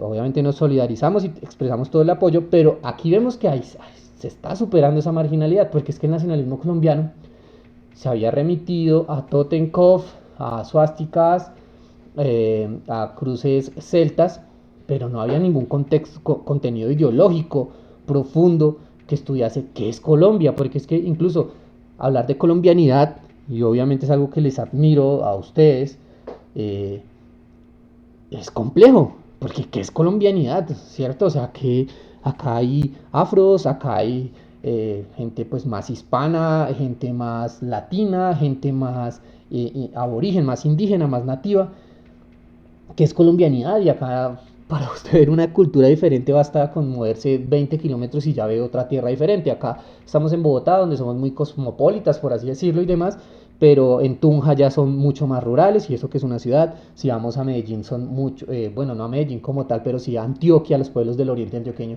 tienen otra idiosincrasia. Si vamos más hacia el norte, en las costas colombianas, tienen una idiosincrasia obviamente mucho más relajada, más caribeños.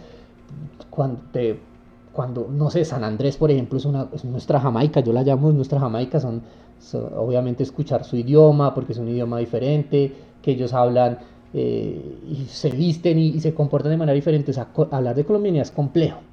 Y estos movimientos se habían quedado en unos modelos que no pegan. O sea, es que una cosa es hablar de Alemania, que tal vez tiene alguna homogeneidad, a pesar de que hay diferencias obviamente entre los alemanes del norte, los del sur, bueno, etcétera, pero digamos que son un poquito más homogéneos. Hablar de eso acá en Colombia es súper complejo, y hablar de razas de la raza blanca, porque por ejemplo estos movimientos como Tercera Fuerza lo hablaban, pues es complejo. Entonces a mí por eso Vanguardia Nacional me ha generado esa inquietud, y les extiendo obviamente mis felicitaciones y mi total admiración, porque han hecho algo que nadie se había atrevido, y era generar una ruptura dentro de ese pensamiento. Y acá llegamos a un punto interesante, Juan, y quiero tocar el tema sobre este concepto ideológico, por así decirlo, del que ustedes nos hablan, que es el nacionalismo integral. ¿Qué es el nacionalismo integral dentro de los estudios o dentro de la teoría de Vanguardia Nacional? Juan, háblanos un poco de eso. Gracias, Juan. Sí, claramente han existido amenazas, han existido problemas. Precisamente nosotros ya decimos, pues vamos a hacer la denuncia, pero ya decimos denuncias públicas.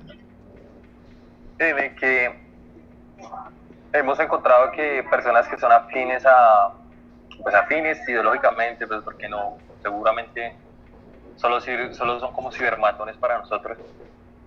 Pero una persona que se cree nacionalista, sea neonazi y sea simpatizante de Carlos Castaño, o sea, es como, o sea, eso sí ya es como ser comunista y uribista al mismo tiempo. ¿Por qué? Sí. Porque Carlos Castaño es el ideólogo militar principal del sionismo colombiano. Es que Carlos Castaño Carlos Castaño, Salvatore Mancuso y el otro hermano Castaño vivieron varios años entrenándose en Israel. Y los entrenaron israelitas, ¿no? Acá vinieron israelitas. Y lo peor es que llegaron e establecieron las primeras escuelas de sicariato, y encontramos que habían mercenarios israelitas, figuras como el coronel de la inteligencia del Mossad, Yair Klein, Sí. ¿sí? Del ejército israelí, y tenían pleno conocimiento de lo que hacían. Por eso hubo mucho distanciamiento, porque uno cuando entiende las AUC, las autodefensas colombianas, Unidas de Colombia, uno nunca la puede entender como un todo, porque las AUC, a diferencia de las FARC, las AUC vive un desmoronamiento total. Las AUC tuvo tantos movimientos internos que terminándose matando del uno al otro, matando incluso a quienes lo financiaban, formaron los Pepes, le declararon la guerra a Pablo Escobar y después mataron a sus máximos líderes, y Carlos Castaño los matan también los mismos paramilitares. El paramilitarismo en Colombia es como la historia de las traiciones políticas, Sí. porque sí mismo nunca llegaron a una conclusión definida, pero lo que sí podemos decir es que es un absurdo ser nacionalsocialista y alabar a una persona que pensaba más como judío que como colombiano, ¿no? Y nosotros sí hicimos una crítica durísima a cómo el paramilitarismo en Colombia es una deformidad de la guerra, ¿sí? Y claramente eso revivió las AUC, pero de Facebook, y pues una amenaza viene, una amenaza va, pero pues no pasa nada, no es la primera vez, y en mi personal tampoco es la primera vez que pasa. En el 2015, 2016 también pasó lo mismo con Tercera Fuerza, los mismos discursos, los mismos, o sea, es tan fácil entender quiénes son quienes están detrás de eso. Pero bueno, te agradezco también pues, que nos hagas llegar tus palabras de aliento. No niego que también a uno como que lo desestabiliza, pues en mi caso yo soy una figura pública y pues verme forzado a publicar algo me da también es como vergüenza, no solo conmigo sino con mi familia, porque esto tiene un alcance grande. Una amenaza no va a ir dirigida a ti, una amenaza va dirigida a lo que más amas. Sí, claro. Y pues en el caso de mi señora madre, que me vea publicando eso, me da una vergüenza profunda con ella, me da vergüenza con Carlos, me da vergüenza con muchas personas, pues porque, pues primero pensarán que uno está metido en malos líos. O sea, una mamá no empieza de todo. Sí, y claro. Mi mamá me dice que me lo van a matar, que cuídese. Y yo, no mami, pero es que nosotros no estamos haciendo nada malo. Si ellos nos amenazan es porque se sienten amenazados por la verdad de nuestras palabras, y nosotros no nos vamos a bajar de esa tesis. Claro. Y pueden venir todas las amenazas que quieran, pero pues nosotros sí buscamos algo serio y hemos sido muy diplomáticos con todos. Hemos apoyado verdaderos proyectos nacionalistas, nunca hemos sido egoístas con nadie, siempre le damos cabida a todas las opiniones. No queremos ser tampoco demócratas, pero sí queremos darles a entender que porque una persona no piensa igual que uno, no puede exonerarle de un proyecto de nación.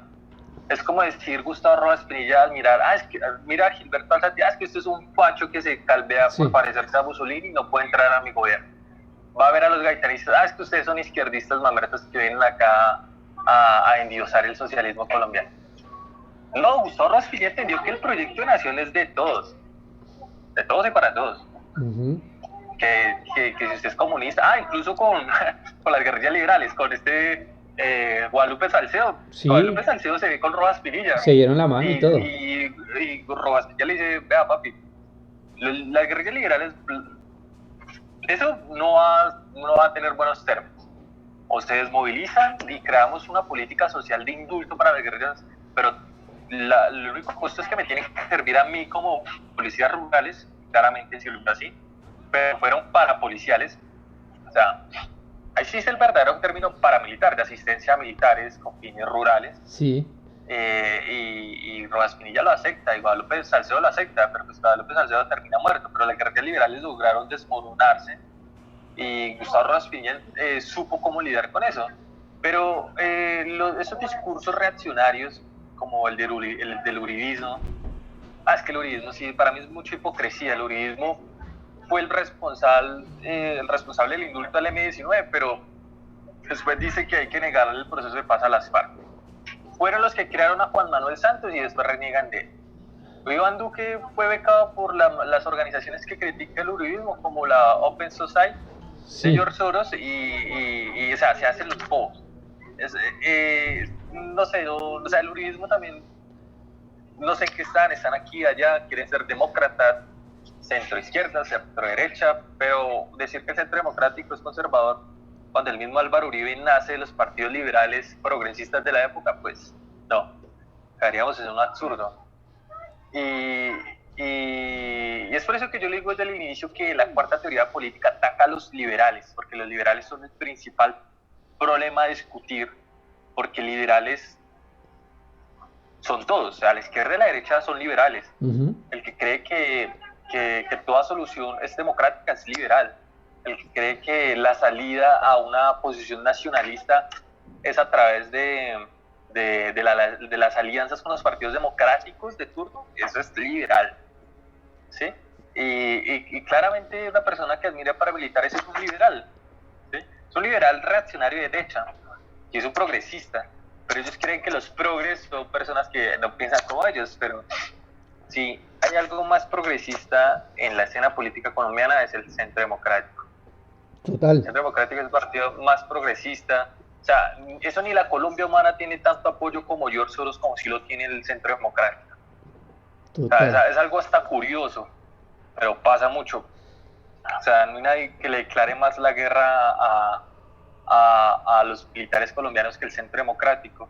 Y ellos son los que se dicen abanderarse de querer salvar militares, pero pues, los destruyen. O sea, te voy a colocar un ejemplo así ya para cerrar esta respuesta, porque siento que me he extendido mucho. No, tranquilo. Esta semana, el hijo de Alfonso López, sí, Michelsen, que es el director de Semana, pero el director es Alejandro Santos, pero el dueño, el que tiene la mitad, junto a Jaime Gilisky, el señor López, fue embajador en Inglaterra de Álvaro Uribe.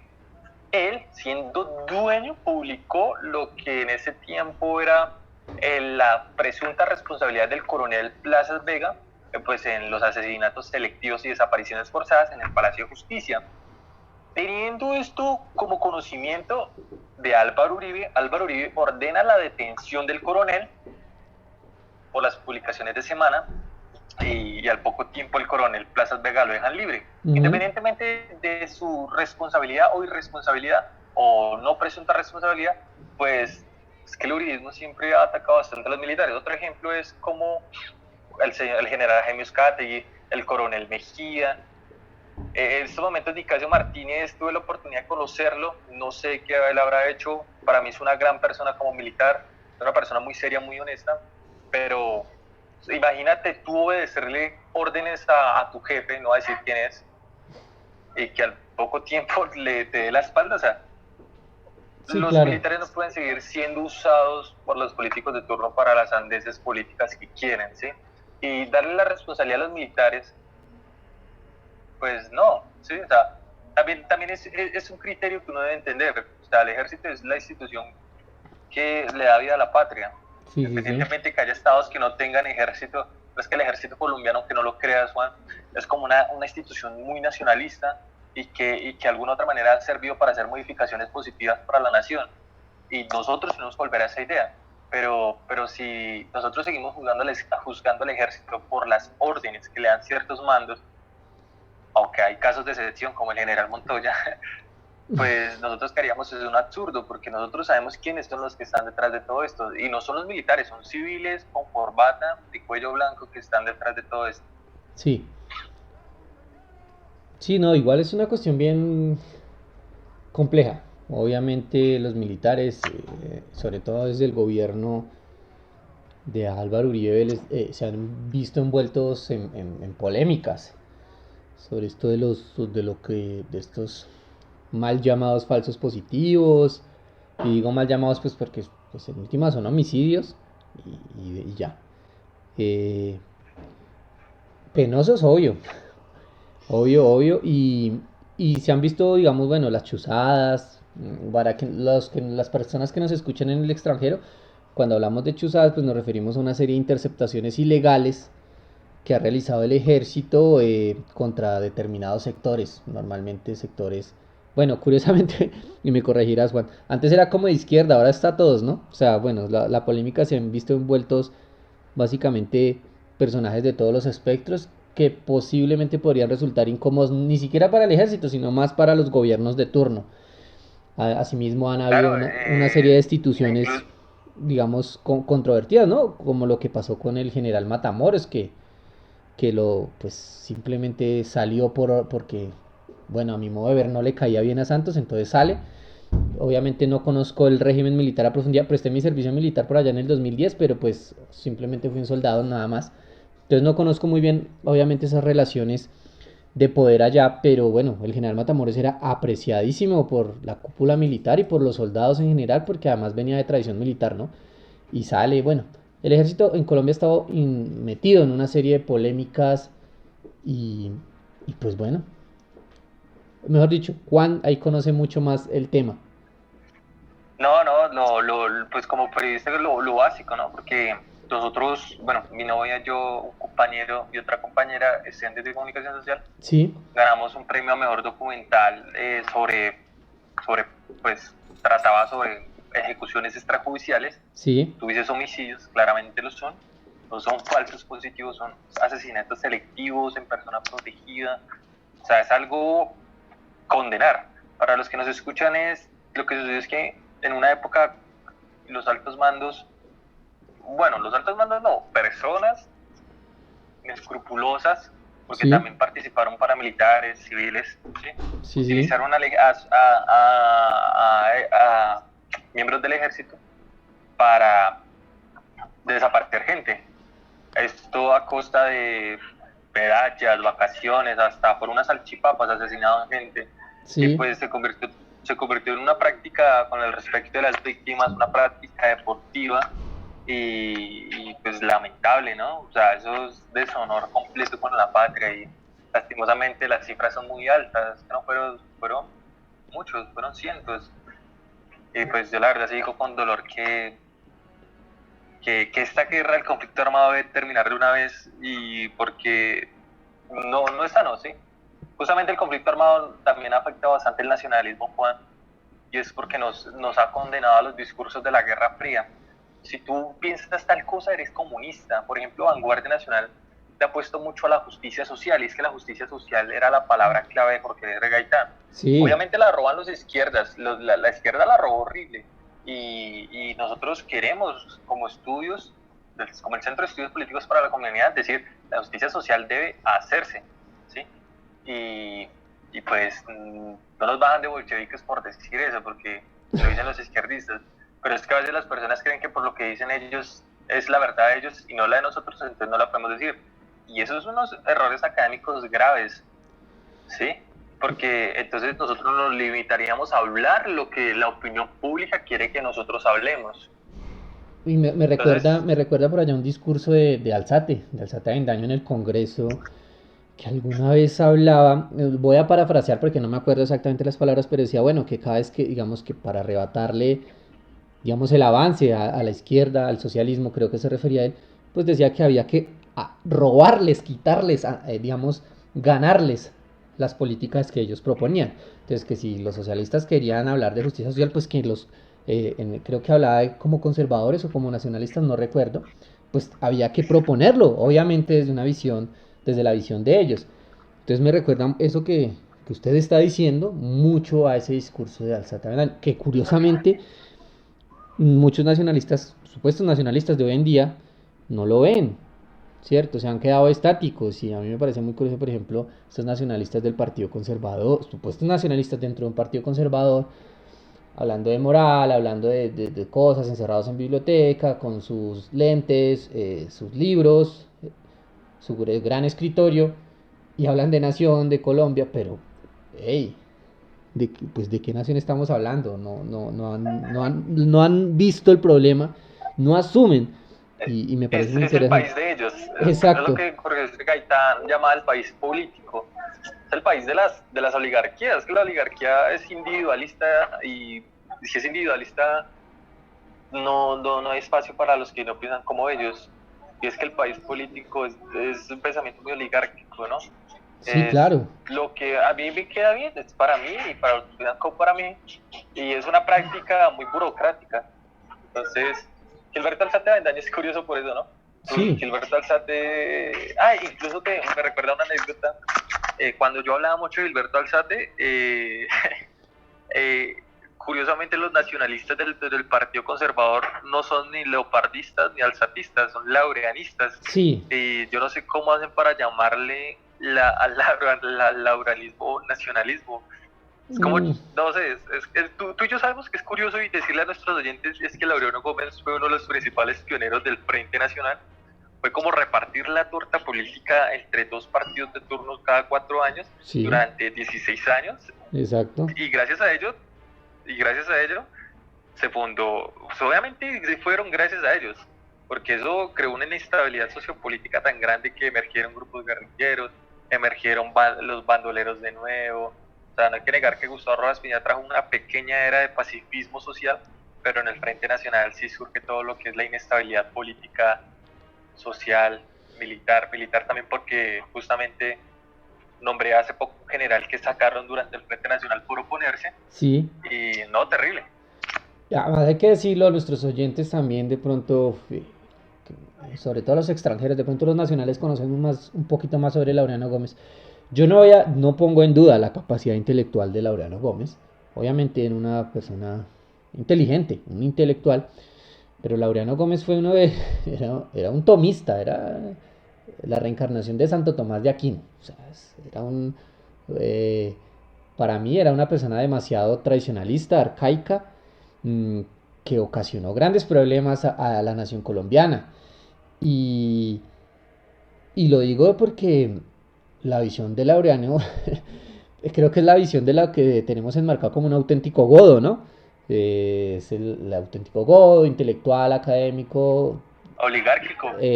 Bastante exacto. Ya me acordé, el auténtico burgués.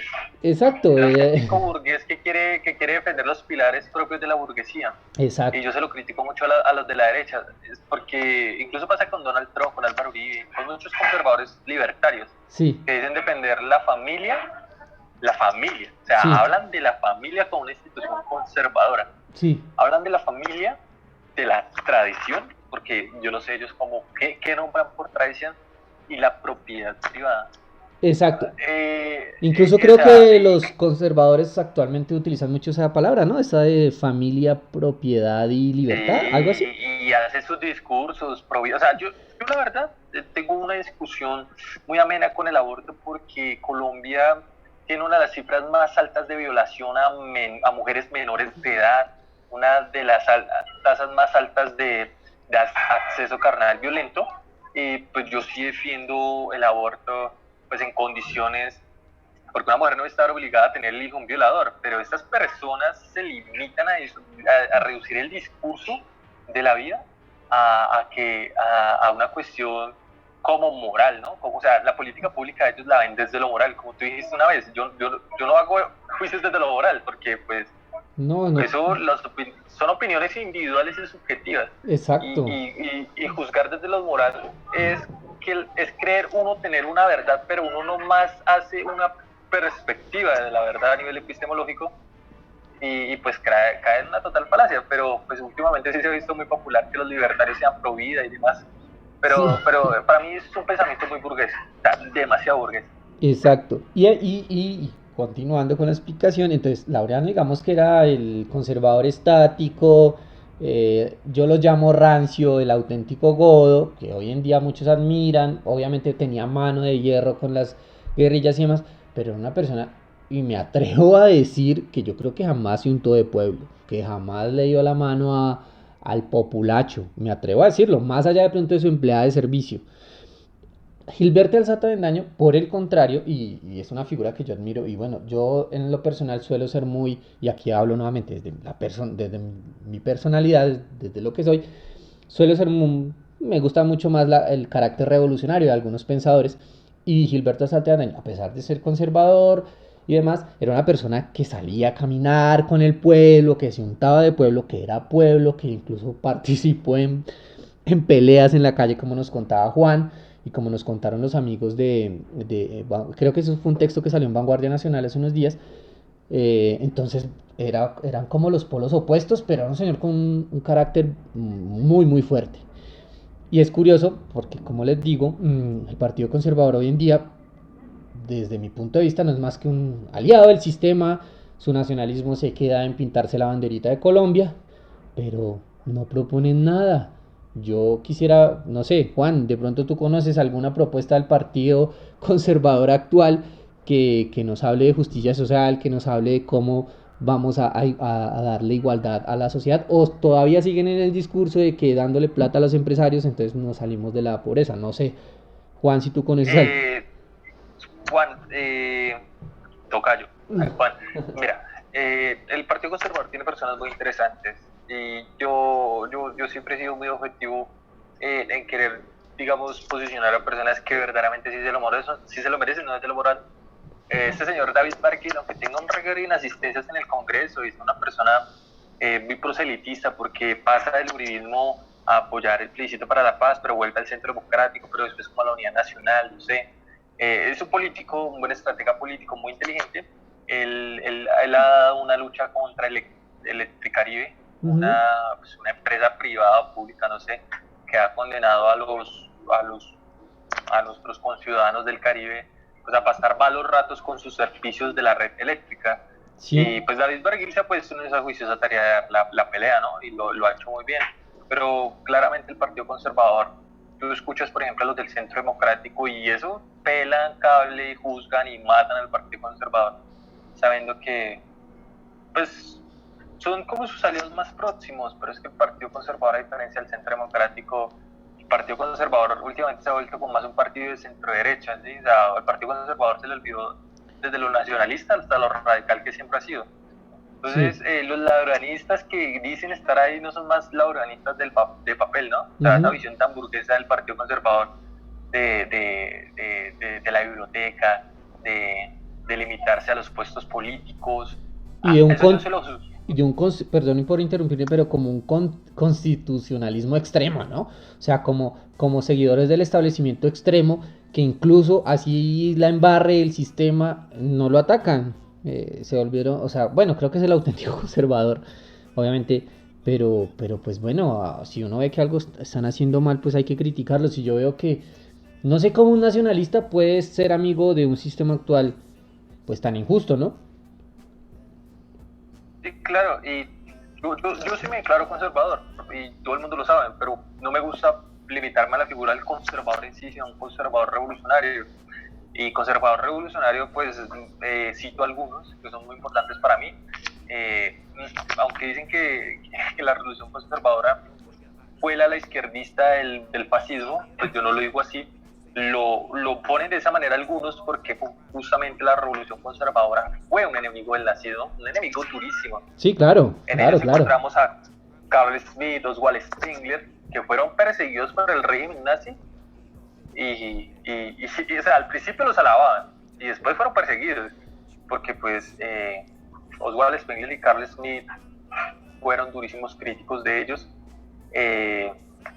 Friedrich Nietzsche, muchos autores más son como los principales para Charles Maurras, que creó la Acción Francesa. Sí. Son autores de la Revolución Conservadora que nos lleva, o sea, tú una vez dijiste que Revolución Conservadora no es fascismo y tienes toda la razón. Sí, claro. La Revolución Conservadora surge como un es que yo no sé cómo colocarlo. Es que la Revolución Conservadora es el pensamiento conservador de la época, pero es un pensamiento conservador que va a lo revolucionario, no es ni reformista, no es un movimiento que pretenda darle continuidad a un sistema liberal, sino justamente la reacción que nacen de filósofos a finales del siglo XIX y entrado al siglo XVIII.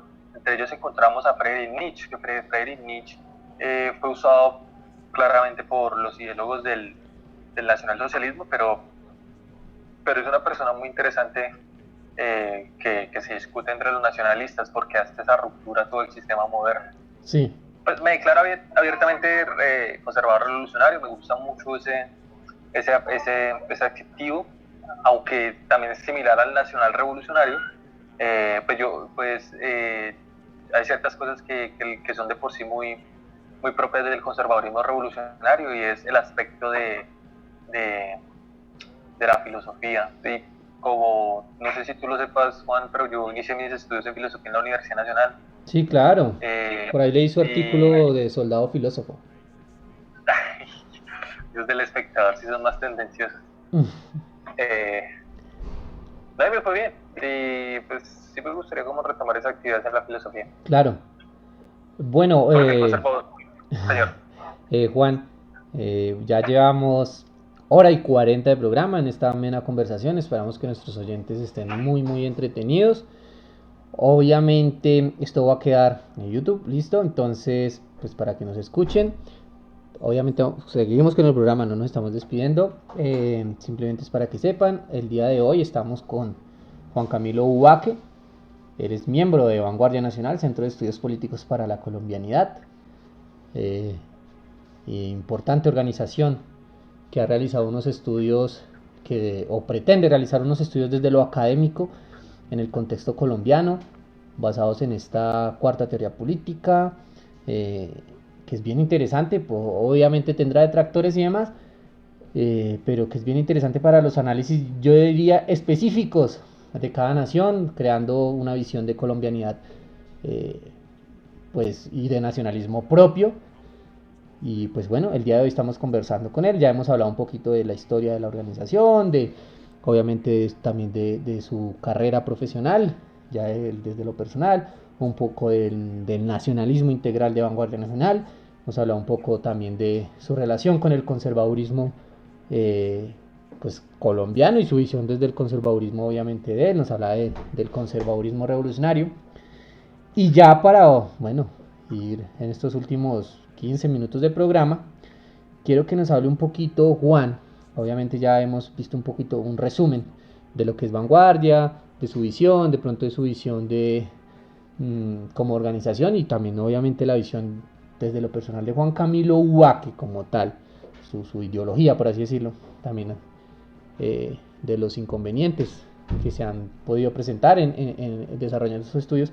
Pero quiero que nos hable un poquito sobre, listo, sabemos que en últimas estudian la colombianidad, que hay cierto carácter revolucionario, por así decirlo, dentro de la organización, que se oponen, por lo que he podido entender, a cierto sistema al sistema democrático como tal actual, a la democracia participativa, esto del voto y demás. Obviamente ya nos explicó el contexto, pero quiero saber entonces, y acá es mi pregunta que creo que se la he hecho, también se la hacía a Carlos hace 8 días a nuestro amigo chileno, y es, ¿cómo vamos a generar esa ruptura? Porque, ok, listo, la ideología está súper, los planteamientos están súper, obviamente sé que es una organización pequeña, pero entonces, ¿cómo se genera esa ruptura? ¿Cómo estableceríamos el modelo económico ideal? ¿Cuál es el modelo económico ideal y el modelo social para Colombia? ¿Cómo llegaríamos allá, Juan? Pues, esa pregunta está dura. Yo el económico no lo podría explicar de buena manera porque no tengo los conocimientos adaptados como si los explica Carlos. Si me disculpo contigo, Juan. Sí. A nuestros oyentes nos pueden encontrar en Vanguardia Nacional CEP, CEPS, sí. Vanguardia Nacional CEP. Ahí están todos los consolidados de visión económica, que el director Carlos lo resume en nacionalismo integral, y es casi un sistema ecléctico de economía mixta, ¿sí? Hablaba con Carlos, el que tú nos decías, no sé si es la misma respuesta, pero todos concluyen que la economía mixta es el camino a las nuevas potencias emergentes, porque Colombia, yo le explico porque pues uno lo ve mucho en periodismo, ¿no? Sí. Y es que Colombia primero necesita una economía que no dependa de materias primas, ¿no? Sí. Del petróleo, de la minería, y tampoco dependa de los monocultivos y la ganadería extensiva. Los monocultivos, porque pues más allá de afectar el ambiente, no permiten la diversificación económica. Tal ejemplo es ahorita cómo está surgiendo el aguacate, algo que no era tan codiciado en Colombia, pues por cómo se siembra, ¿no? Por otro lado, la ganadería extensiva, hemos sido tan dependientes de esto que la ganadería extensiva, más allá de convertirse en un monopolio de grupos criminales, latifundistas, porque la ganadería extensiva también ha servido para para afianzar la tenencia de la tierra, pues no ha sido muy productiva, que digamos. Entonces tampoco es que busquemos deslegitimar la actividad de la ganadería, sino buscamos una diversificación agrícola que apueste a unas mejoras agroindustriales.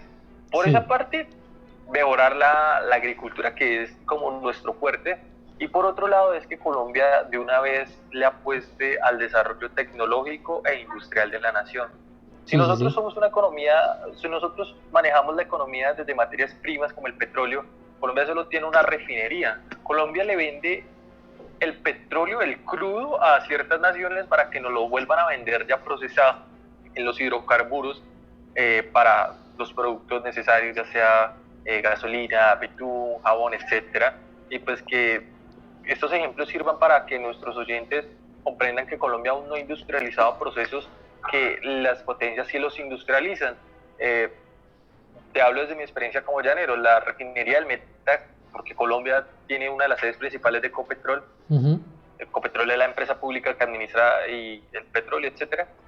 Pues las refinerías necesitan un apoyo tan grande a nivel pues, de apoyo de fondos del gobierno, Sí. pero pues también sirvió como un elefante blanco para desmoronar una actividad que nos hubiera colocado una potencia, ¿no? Pero lastimosamente en Colombia pues la corrupción impide estos procesos. Entonces, te hablo de lo más básico que Colombia, más allá de querer un modelo económico, es como nosotros, cómo vemos a Colombia como una nación, primero, soberana desde la agricultura, segundo, libre de sus procesos industriales en el extranjero, Sí. y tercero, digna en sus procesos económicos propios, porque Colombia no se puede resumir a turismo. Necesitamos que también el Estado llegue al campo a través de una inversión socioeconómica fuerte. También colocaba mucho el ejemplo de los monocultivos, porque los monocultivos también ha sido como un poco de actividad criminal. Un senador explicaba que, por ejemplo, el azúcar hacia el occidente del país sirvió para desplazar muchas personas, lo que es la siembra de caña de azúcar, ¿no? Sí. Sí, sí, sí. Y pues que lastimosamente también sucede mucho con la ganadería extensiva, y también hablar de la deforestación y el cambio del uso del suelo, ¿no? Entonces, el modelo económico es una economía mixta que pretende darle una funcionalidad a las tesis corporativistas del nacional sindicalismo del señor José Antonio Primo de Rivera, pero también es un modelo propio que nosotros queremos implementar a través de un país que le apuesta a cambiar sus modelos económicos, ¿no? Sí. Esta es la principal tesis del nacionalismo integral, ver el nacionalismo no desde una propuesta teórica, ¿no? De, este es el modelo que queremos, ¿no? O sea, no escribirlo en el tablero. Yo te lo digo, cómo nosotros tenemos que afianzar nuevos modelos económicos poco Sí. a poco, ¿sí? Porque necesitamos acciones contundentes, acciones que sirvan para modificar. Porque Colombia es un país tercermundista, no es un país en vía de desarrollo, seamos serios y honestos. Colombia es un país tercermundista en todos sus procesos, hasta económicos. Y me disculparán mis amigos colombianos, pues también soy colombiano, ¿no? Pero yo sí le doy duro a esto. Sí, claro. Hace poco saqué una tesis que habla sobre cómo solucionar el problema de la tenencia de las tierras, que es la cuna del conflicto armado, por muchos teóricos, incluso por el Centro de Memoria Histórica. Y ahí doy unas prontas soluciones muy cortas y muy breves al conflicto armado, pero también cómo nosotros solucionamos la educación rural, solucionamos la malla vial, porque en Colombia el 69% de la malla vial es vía terciaria. Una vía terciaria son pedregales, son trochas, son Sí. pavimentos a medias, y también cómo uno soluciona el problema de conectividad a nivel nacional entre municipios, y si esto se soluciona, como un agricultor con su pequeña empresa puede exportar productos, porque aunque no lo creas, Juan, le sale más caro transportar desde la zona del Ariari y el Meta, transportar plátano a Bogotá. Es tan caro que es más fácil traerlo del Ecuador. Y tú mira las vías que conectan del Ecuador a la capital y son geniales. Sí, claro. ¿Cómo uno soluciona el problema de tierras en Colombia? Y tú vas a encontrar cómo uno les da solución tan real a los problemas que nos conducen como colombianos. también la protección jurídica de las tierras, la ley de víctimas, la restitución de tierras, cómo eliminamos también la concentración latifundista de ganaderos, como pasó con Agroingreso Seguro, ¿sí? Sí, Y pues yo sí le he puesto más acciones contundentes que un modelo económico ideal, porque digamos como que muy bien lo explicaba Carlos Israelí y todos los chilenos, y es que nosotros ya no podemos aspirar a un modelo económico que quiera parecerse al fascismo ni al socialismo, sino una economía mixta, porque las dinámicas modernas de las economías en el mundo ya no sirven para interpretarlas del siglo XX, ni los modelos keynesianos. O sea, nosotros tenemos que ir mucho más allá. Tú claramente lo decías, tratar de asimilar algo al extranjero no servirá, no solo en lo político ni en lo académico, sino también en lo económico, porque Colombia tiene dinámicas propias, ¿no? sí, sí, Tiene sí. dinámicas propias que nosotros debemos analizar. Entonces, le apuesto a esos cambios sencillos, porque pues ahí está la salida, ¿no? O sea, vamos a darle acción política a esto. Claro. Y a través de la política pública creo que es la única solución. Bueno, súper. Sí, no, igual es que el modelo económico es complejo. Tratar de la economía es un tema complejo y obviamente hay intereses eh, que se deben, por un lado, respetar, obviamente, porque en Colombia pues hay muchos empresarios que han hecho bien su trabajo. No todos podemos meterlos en la misma bolsa y en eso sí trato de ser muy objetivo. Y creo que incluso, lo digo acá y nuevamente la autocuña, Aurora Colombia, por ejemplo, recibió fondos de varios microempresarios para realizar donaciones. Entonces sabemos que no, obviamente nuestros microempresarios, incluso ya empresarios grandes, pues no todos eh, están dentro de la misma bolsa de la oligarquía. Y obviamente algunos tienen una conciencia social y nacional bien interesante. Y el modelo económico, yo siempre lo he dicho acá, venir a hablar de socialismo en Colombia es complejo, así sea un socialismo no marxista, es complejo. Entonces, muy interesante obviamente esta visión. Bueno, ya vamos a ir finalizando nuestro programa, Juan. Quiero que de pronto dirijas unas últimas palabras a nuestros oyentes el día de hoy. De pronto invítalos bueno, a que conozcan un poco más de Vanguardia Nacional. No sé si de pronto tienen medios de contacto a quienes quieran colaborar con ustedes. Entonces, estos últimos minutos son tuyos. Y gracias, Juan. Pues agradecerle a las personas que han creído en este proyecto, a ti, a muchos.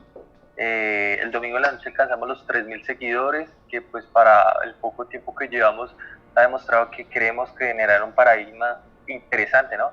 Aunque nosotros digan que nos pasemos de polémicos, las personas no entienden que nosotros tenemos estrategias de marketing digital muy apropiadas para el nacionalismo. La primera es que nosotros hemos diseñado incluso la propaganda, los simbolismos en imágenes que las personas los ven y generan reacciones, pero es un anclaje, es como un anzuelo.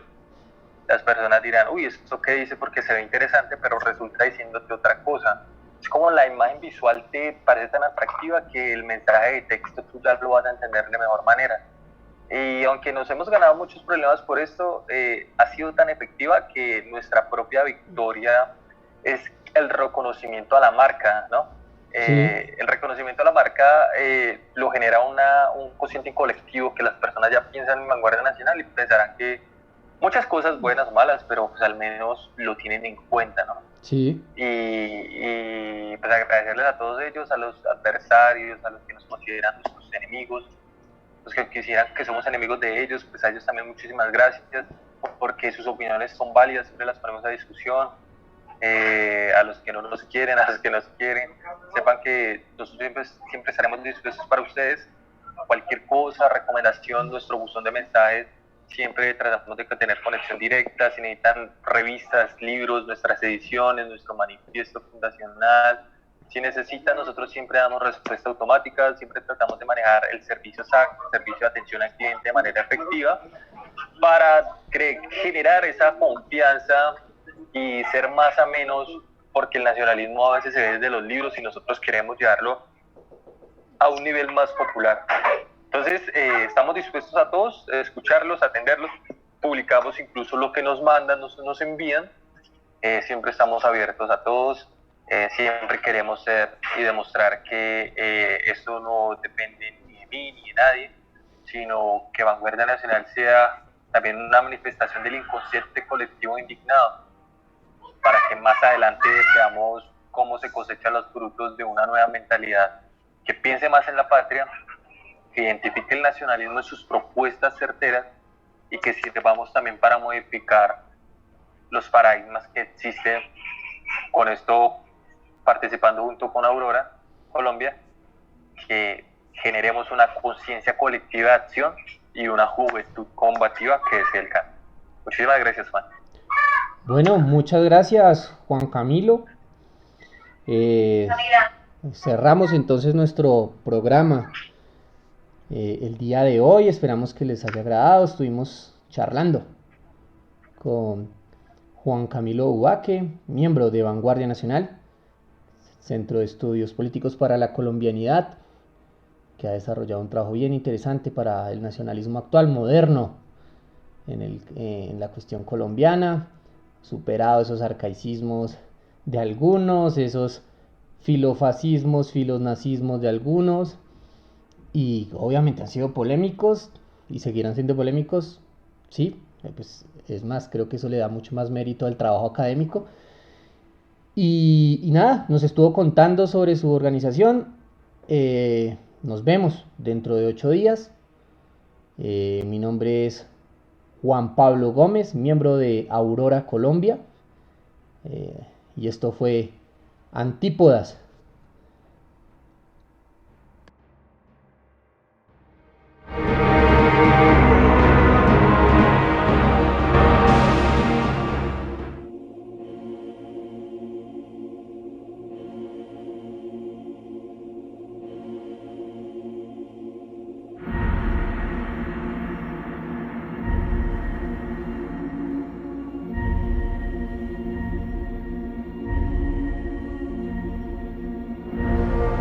Antípodas.